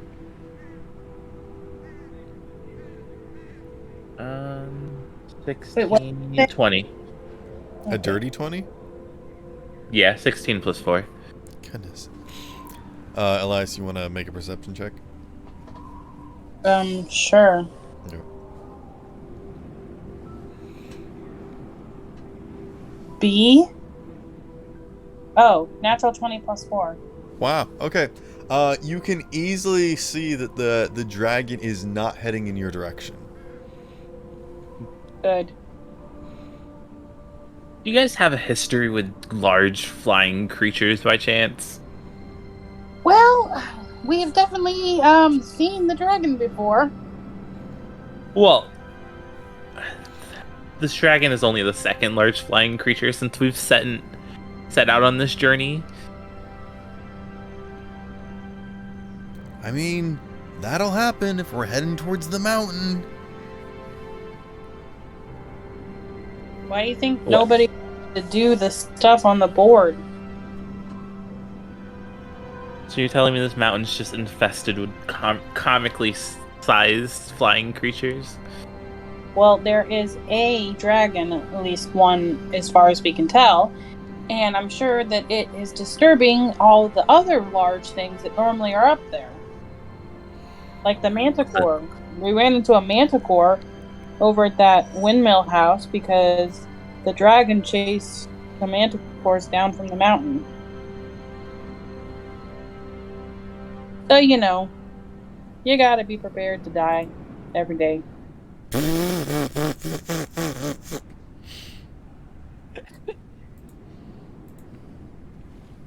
The life of an adventurer, I guess.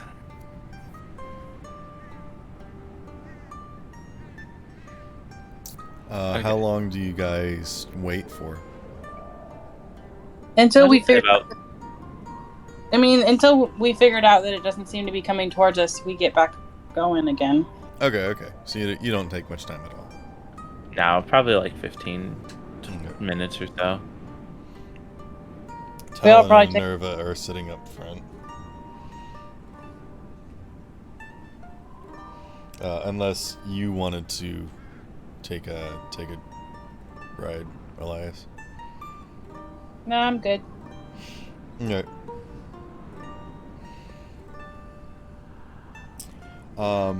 You guys all get packed up in the cart and begin to pull away from the tree, and you hear like a click,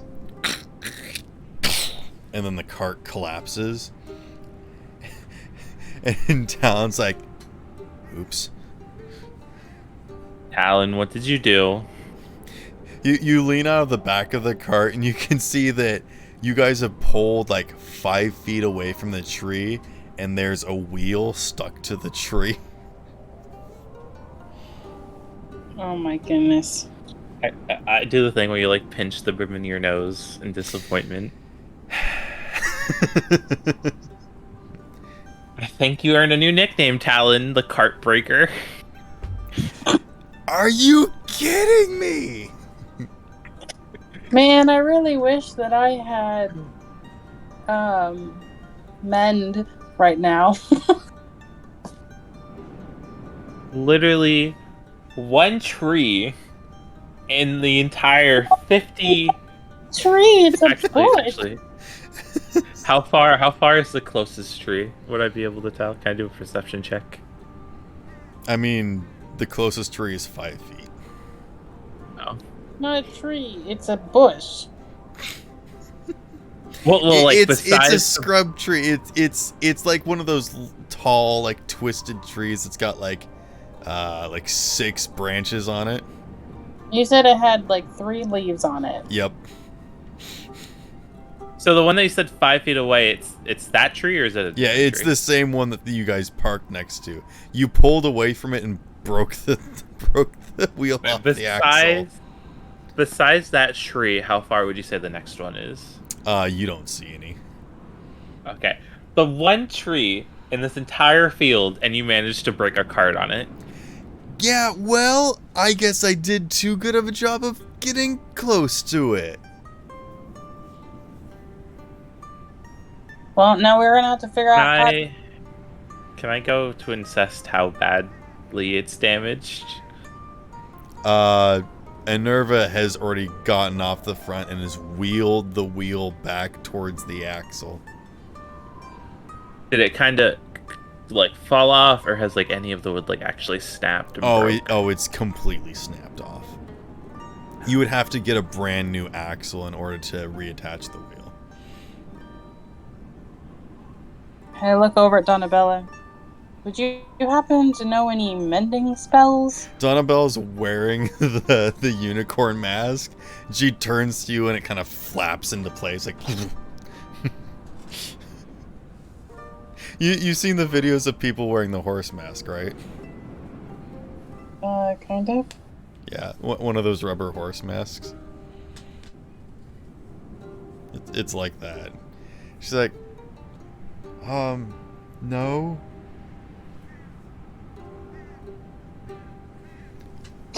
I see someone's warming up to their mask. You all kind of gather around and assess the situation. You guys do not have the materials or the equipment or the experience to fix this. What are you guys doing? Well, I guess we get to strip it for parts. Load up the horse. And we're walking. Talon's like, I mean, we could leave it here. We're only like, what, like half a day's travel to there? Like, we're really close. We could probably go get parts and then come back. Like, if we just break it down, we don't even have a cart. Well, I don't mean take it apart. I meant, like, take all of our stuff out of it and load up the horse. Oh, like, that is not what you said. You said strip it for parts. So I was like, anyways. Okay. I guess we're packing up, people. And everyone's just staring at Talon. And he's like, let me just go get my stuff. Be right back. Donnabella's like,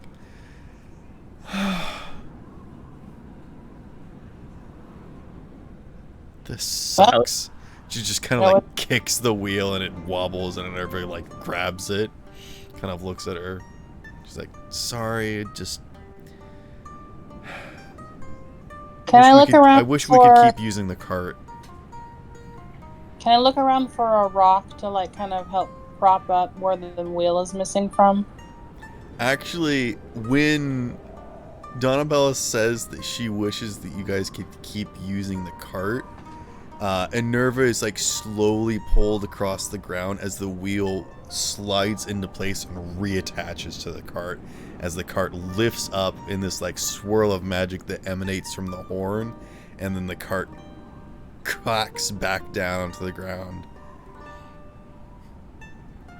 And Enerva like turns and looks over at Donabella. I look at Donabella too. Also, the entire time the cart got like picked up and jostled, you just heard Town go like, whoa! From inside the cart. And then as it clashes back down to the ground, he pops his head out like, what the heck just happened?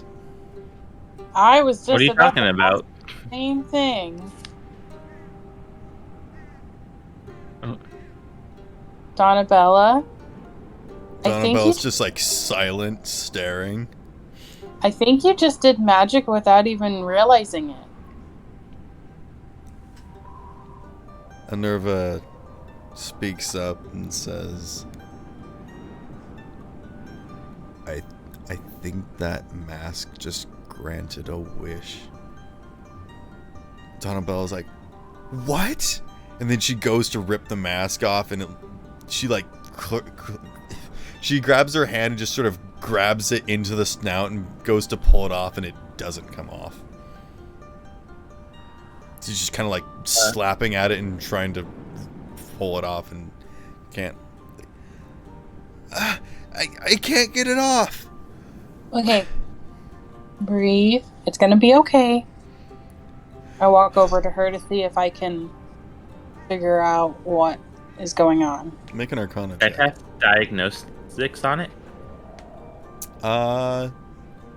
You may. 14. What level spell slot are you using?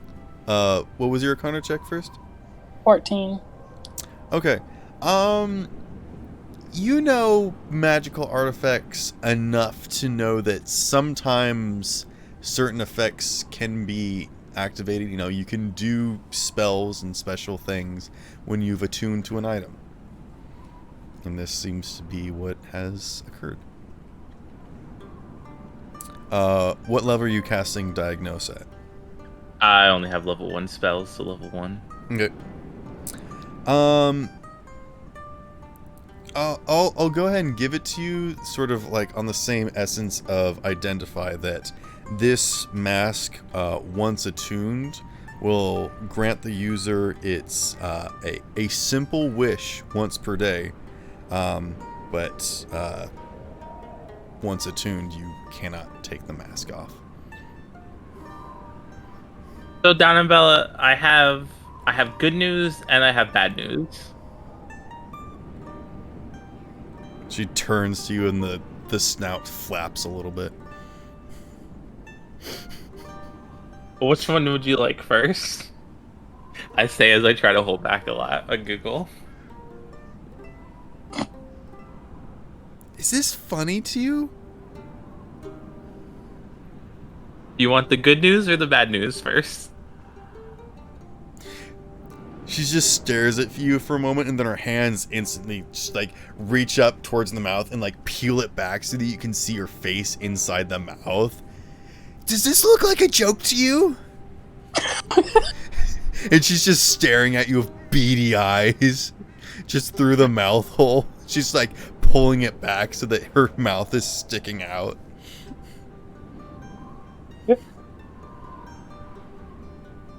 It is quite terrifying and hilarious at the same time. I die laughing. Cause like, I guess, cause like, she's not in mortally danger, so I wouldn't be like super worried about it to the point where I would find it hilarious. It is a hilarious and terrifying thing, so yes.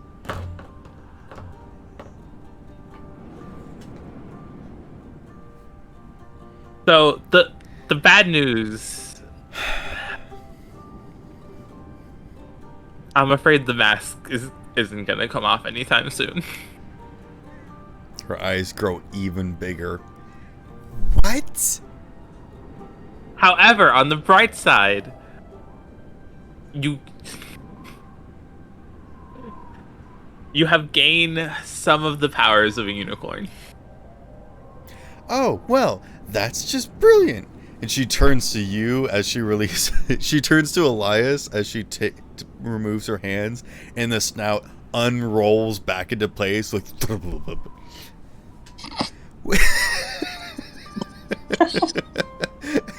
I'm pressing my lips together, trying so hard not to laugh. make a deception check. Deception? Yeah. 13 plus 5. So 18. Yeah. You crack a smile out of the corner of your mouth, but then you instantly just kind of like soften so that you're hiding it casually. She's like, What are we gonna do? Well, on the bright side, you've always wanted to be a unicorn. So for Not now, like this. And she just slaps the snout of the mask so it goes.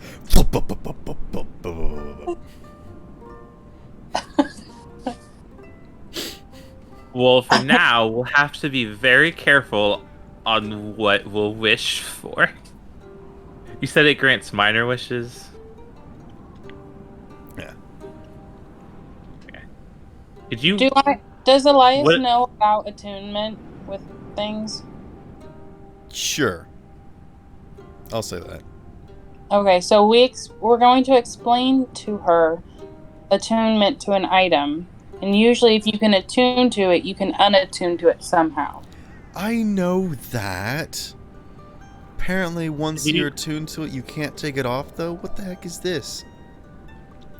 It just I means feel like A Nerva A witch? speaks up instantly, says, there are cursed items.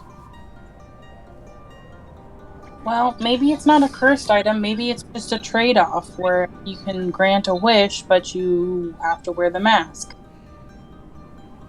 a wish per day, I might add. Okay, 1 wish per day. Talon sticks up a finger. Maybe tomorrow you could wish to take the mask off. And everyone slowly turns to look at Talon, realizing that he said like one smart thing in the entire time that you've known him. I kind of go, I guess a broken clock can be right twice a day. What's a clock? No, I just die laughing. There's the Talon we know and love. Okay, well, you- for the time being, you- Donabelle, do you want to Do you ride really in the love park? me? In a strange As soon friendship as sort no, of no, no, way. no. As soon as you say that sound, his face melts and he just turns back to the cart. Well, that got awkward quick. And he just marches. I think he goes to the front. He's like, "Nope, I'm not driving," and he just gets in the back. I'll climb up and take the reins. Okay. Look on the bright side. At least you won't have to drive with that on. The very blank expression of the horse mask just staring at you is unnerving for a moment before she turns and climbs into the back of the car. I'm gonna get up in the front of the cart with Noko, so Okay. that if I end up laughing again, it's not gonna be in front of Donabella. Okay. One of you make a perception or survival check. Or both of you. 14. Okay. I got a 6. What did Noko get? 14. 14. On what? Survival. Okay. Yeah. You make it through the rest of the day without much issue. You do see off to the side another herd of animals. And they look quite small, actually, kind of low to the ground. Kind of like a pack, rather. You're just kind of off in the distance.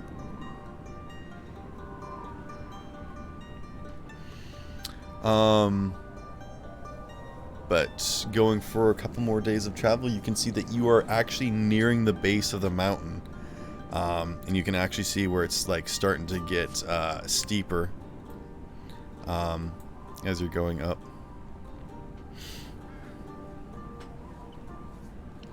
But you guys start to find a place to camp for the night.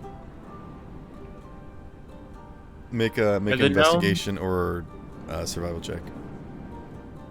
Are the gnomes? 17. Are the Nope. gnomes in the mountains? Yes. Okay.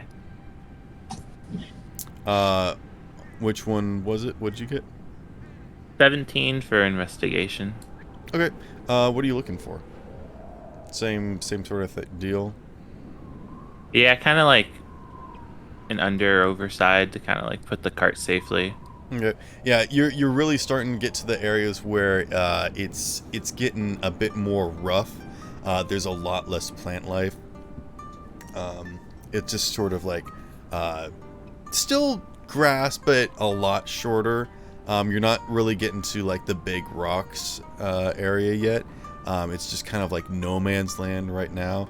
But you kind of do find sort of one sort of kind of almost dugout section that you can kind of like muscle your way through and kind of make a trench real quickly before you lose sunlight.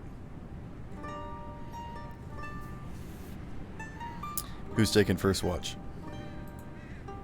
I'll take first watch. Okay, make me a perception check.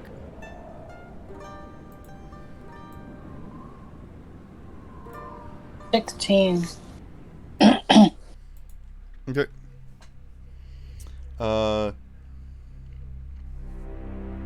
You actually hear massive wings above, and you look up and you can't quite see. Just as the moon is coming out, you see like a figure pass in front of it, and you think it's the dragon coming back to the mountain. Do we have a campfire? You do.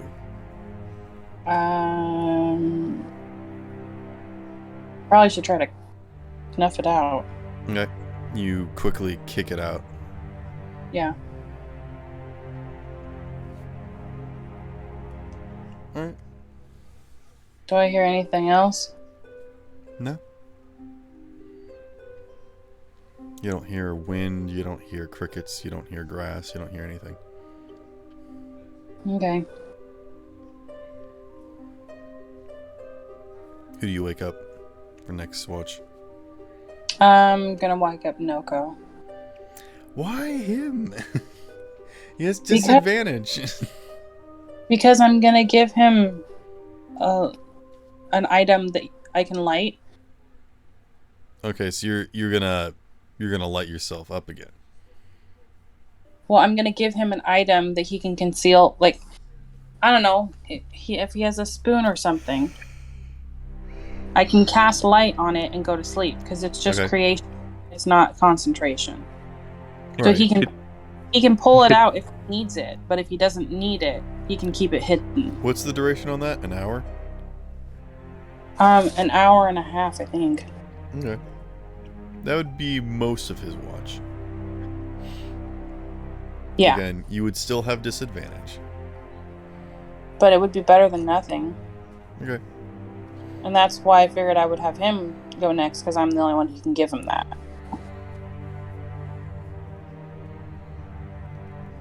Right, but you could give it to someone else. Anyhow. I could... What? Noko, make a perception check at disadvantage. Okay.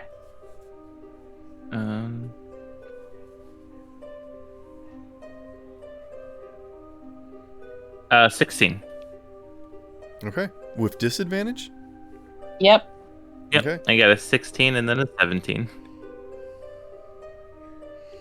You do hear something off in the distance that kind of just sounds like weird, like shifting of gravel ever so slightly. Just kind of like very far off in the distance. It's not like rocks falling, but something just kind of shifting through.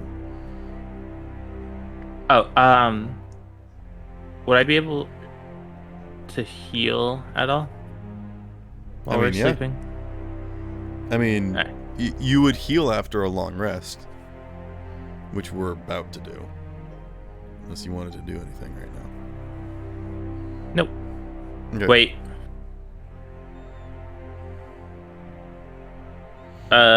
Nope. Okay. Okay. But the rest of your watch goes without issue. I'll wake up Minerva Okay. and let her know that the critters might be back again. Okay. And then head off to bed. Okay.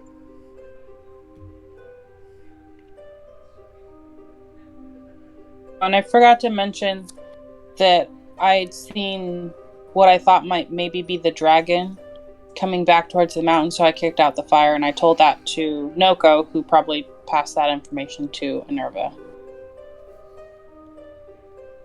Okay.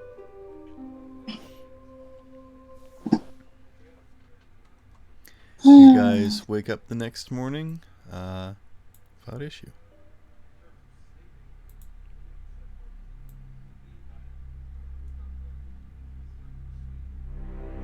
Okay. Would I be able to make an attunement item as we travel? Yeah. What did you want to attune to? Goggles of night vision of night. Oh, you have those? Or Yeah, not you should have attune, done that way early on. I didn't think about it. I was looking at it, but I don't have them. But not the magic tinkering. Fuck, what is? Infuse item. Okay. I can touch to 2, embedding each of them with one of your artificial infusions, turning it to a magic item, and then I can attune that item to myself, or leave it unattuned for someone else too. Right.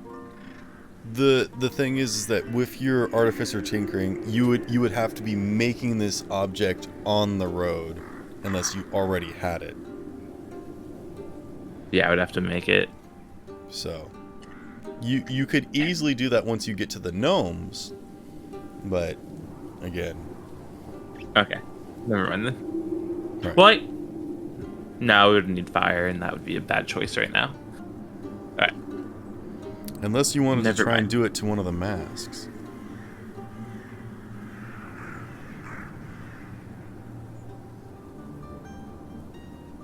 The mask. Fuck. I want to do it to the yellow mask. Now. So if the mask had a thing on it, would the attunement get rid of whatever it had on it, or no? Would it just add? No, because it has to be non-magical. I would say that you could do it. Whether or not it's going to override it or not is dependent upon how well you enchant it. It's part of the process. Is this something that you're doing during your watch last night?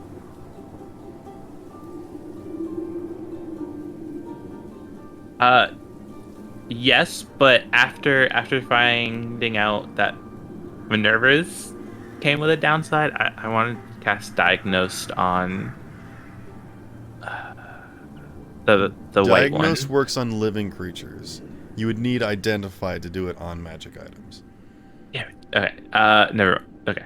Oh, never mind then. I'll say this: make an Arcana check. Oh. Okay.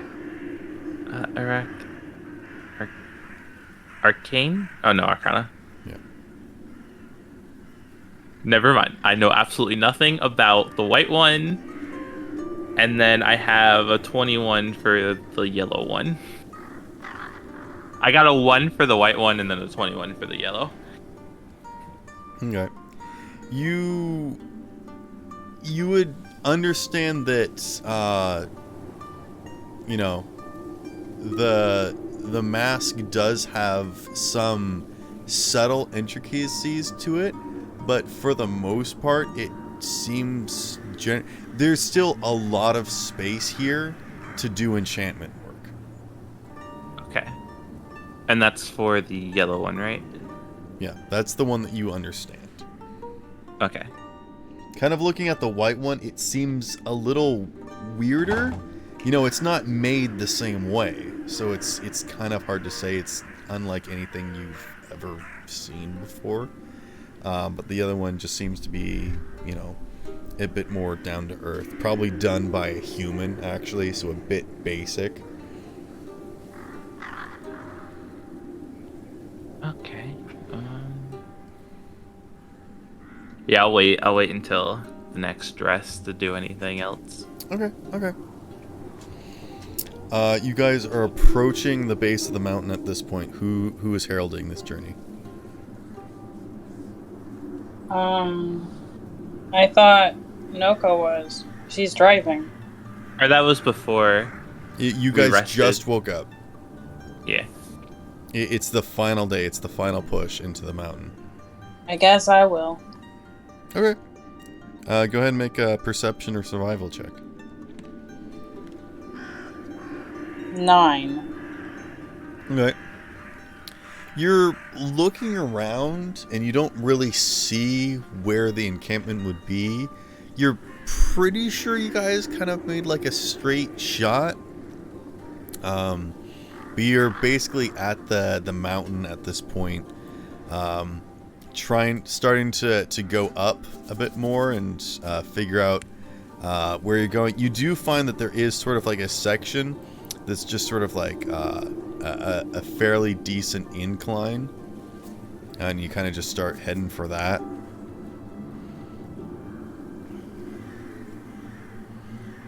What was that last part? I think he said we start heading for that. Yeah.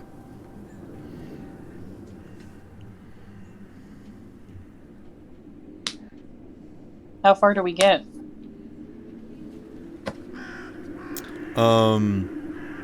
It's at this point that the grass kind of starts to die off, and you're mostly in brown, tough soil. You're starting to see more and more rubble and rocks and boulders. And you also see that there is a person, seems to be a humanoid, with a large bag. Wait, actually, hold on. Let me roll to see what trader it is.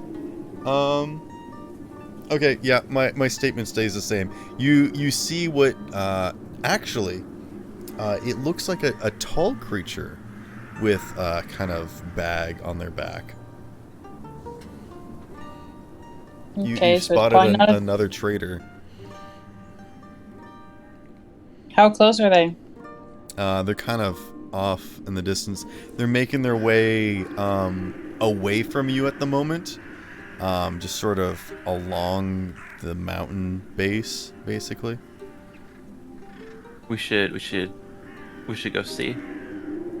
Go Yeah. talk to these people, this person. Okay.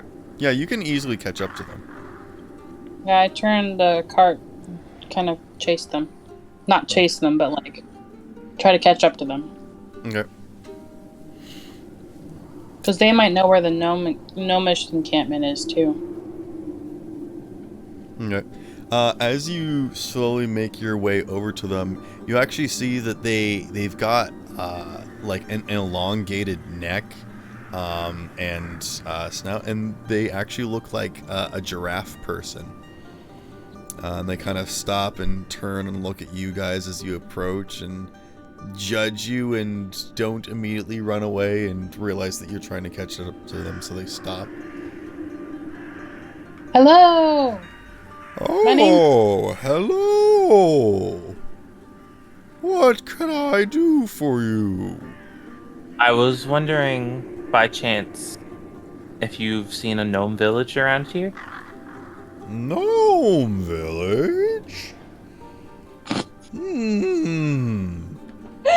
You mean small folk? Yes? Nope. Haven't seen 'em. Could we, by chance, browse your wares while we're here as well? You want to see my wares? I'm sure. As What a traveling merchant, business do you have with my wares? Aren't you a traveling salesman? Salesman? Now that's an idea. What if I sold my carpets while I was on the road? There's Is this the an carpet person? idea. Is this the carpet person from Animal Crossing? Maybe. Oh my goodness. Carpets, you say? Why, I know. Yes. I know have many carpets. I've got carpets for days. I know a quaint little village that might be a bit of a travel from here. That's just starting out and could probably use some carpets to buy. Yeah. The town called Fandolin. That's where we just came from. There's Cool. a very short supply of carpets in that town. So if you were thinking of selling your many wonderful carpets, Terrible. I've heard of places without carpets. That's why I am selling carpets. maybe you should, if you find yourself heading that way, drop by and see. Yes. If someone's selling carpets there, perhaps we could make a deal. Perhaps. Well, I give him directions. This is where Fandolin is. And I kind of point, it's about a day's walk, or this many days walk, and, blah, blah, blah, and I give him a rundown. They're standing meet you. 10 feet away from you, and then they just lean their head down to look where you're looking, and they squint their eyes. And then they raise their neck back up, and they're it, like, extends out like 5 more feet as they stretch.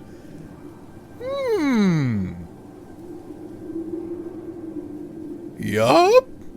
That looks like a village, alright. What about this village?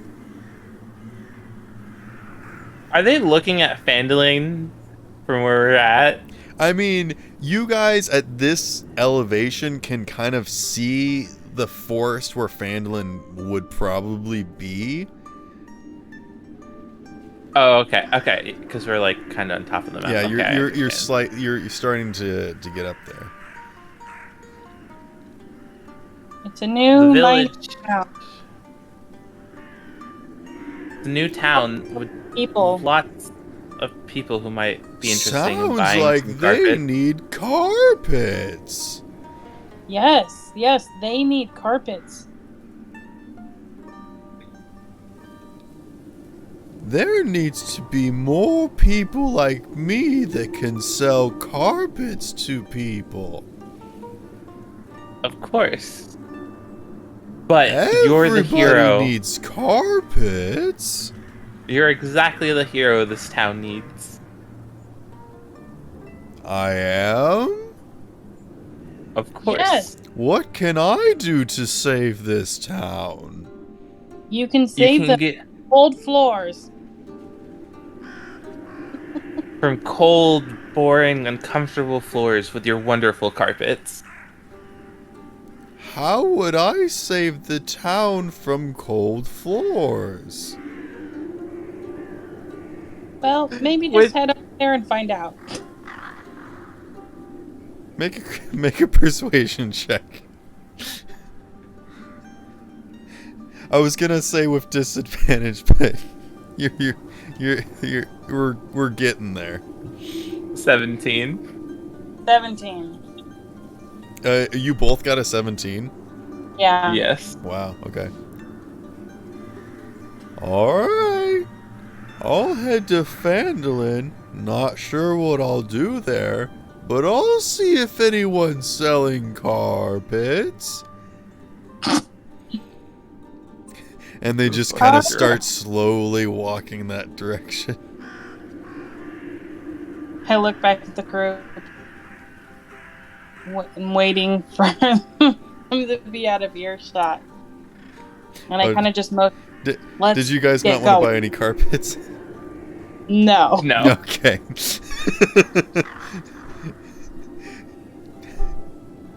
Oh man, maybe he had a flying carpet we could have bought. Maybe. He's about 20 feet from you. Nah, Wanna go I out? think we could. No. Nah, I think we'll be good to talk to him when we return. If he's still there. He's about 50 feet from you now, and he's like starting to go down the mountain, but you can still see the top of his head. It's going, going, going, going, going, going. Okay, now he's gone. Yeah. Okay, now let's try to find this gnome village, shall we? Yeah. Oh! And then you see the head pop back up as he slowly begins making his way.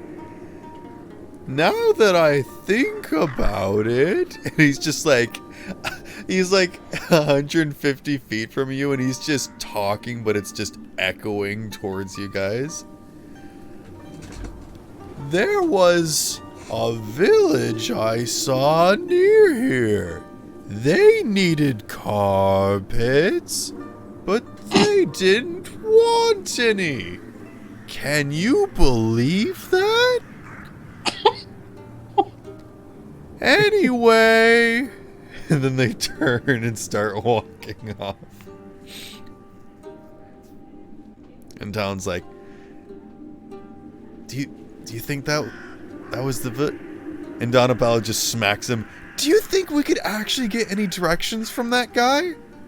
Talon's like, yeah, you're right. Come on, Talon. You're supposed to be the great Talon the trap setter. And tracker. And cart breaker.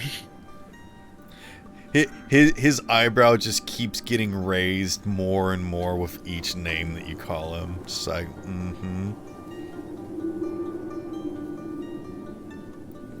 Anyway, let's find this gnome village. Please. Oh, great. Talon Off the in the distance, tracker. you just hear, oh, do you need carpets?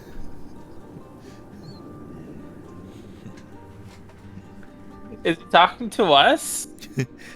He seems to be talking to somebody else. That's concerning. Should we go look and see what he's talking to? Yeah, probably. Okay, you guys make your way back along the base of the mountain a little bit, and you catch back just enough that he's within eye line. Make a perception check.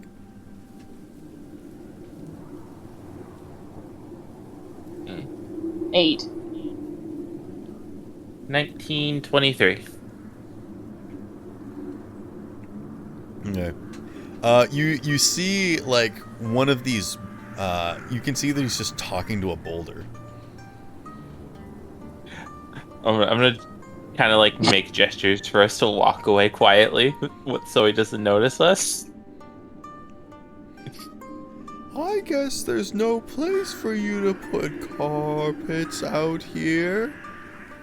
Actually, you must need lots of carpets. What is it, Noko? Why are you telling us to go back? I just shake my head and like quietly be like, he's talking to a rock. Oh. Let's get out of here while we still can. Okay. The cart rattles a bit, and you hear the. And then you watch as this rock begins to rotate ever so slightly. I'll make you a good deal. And then you see this rock kind of start to roll over onto one side, and you can see like a little section of it crack and break, and then starts to extend out very slowly as an appendage. I look over at Minerva. Should we save him? And Nerva just turns to you with like that weird smile, like,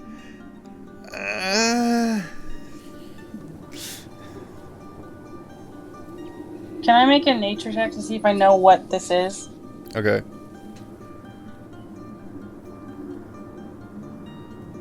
+3 + 3, 16. Okay. You do know, you guys know the Pokemon Torterra? Yeah. Yeah, it's basically that. It's like a rock turtle. You can see that there's actually like a bit of moss on the backside that just sort of blends in. It's just slowly starting to break the ground and start to stand up a little bit. And it moves incredibly slow. They'll be best friends. It is slowly starting to get up and rotate toward, or it's just rotating. You don't see ahead. Does it look like it's rotating towards or away from him? It's hard to say, especially at this distance. It's also just getting up at this point. Are they normally passive or are they normally aggressive? What did you roll for your nature check? 16? They're fairly docile. They are a bit territorial. They are confrontational, though. Mostly they try to hide and mind their own business, but if people come and bother them, they'll absolutely demolish somebody. I mean, aggressive or not, would you be very happy if someone woke you up from your nap?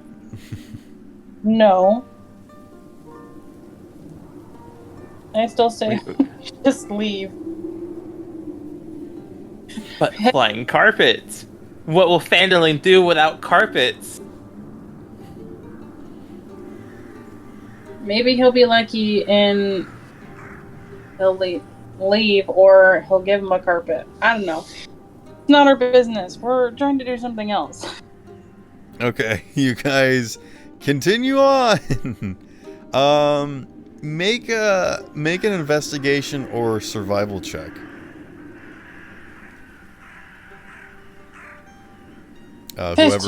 Whoever's heralding, or I guess both of you do it.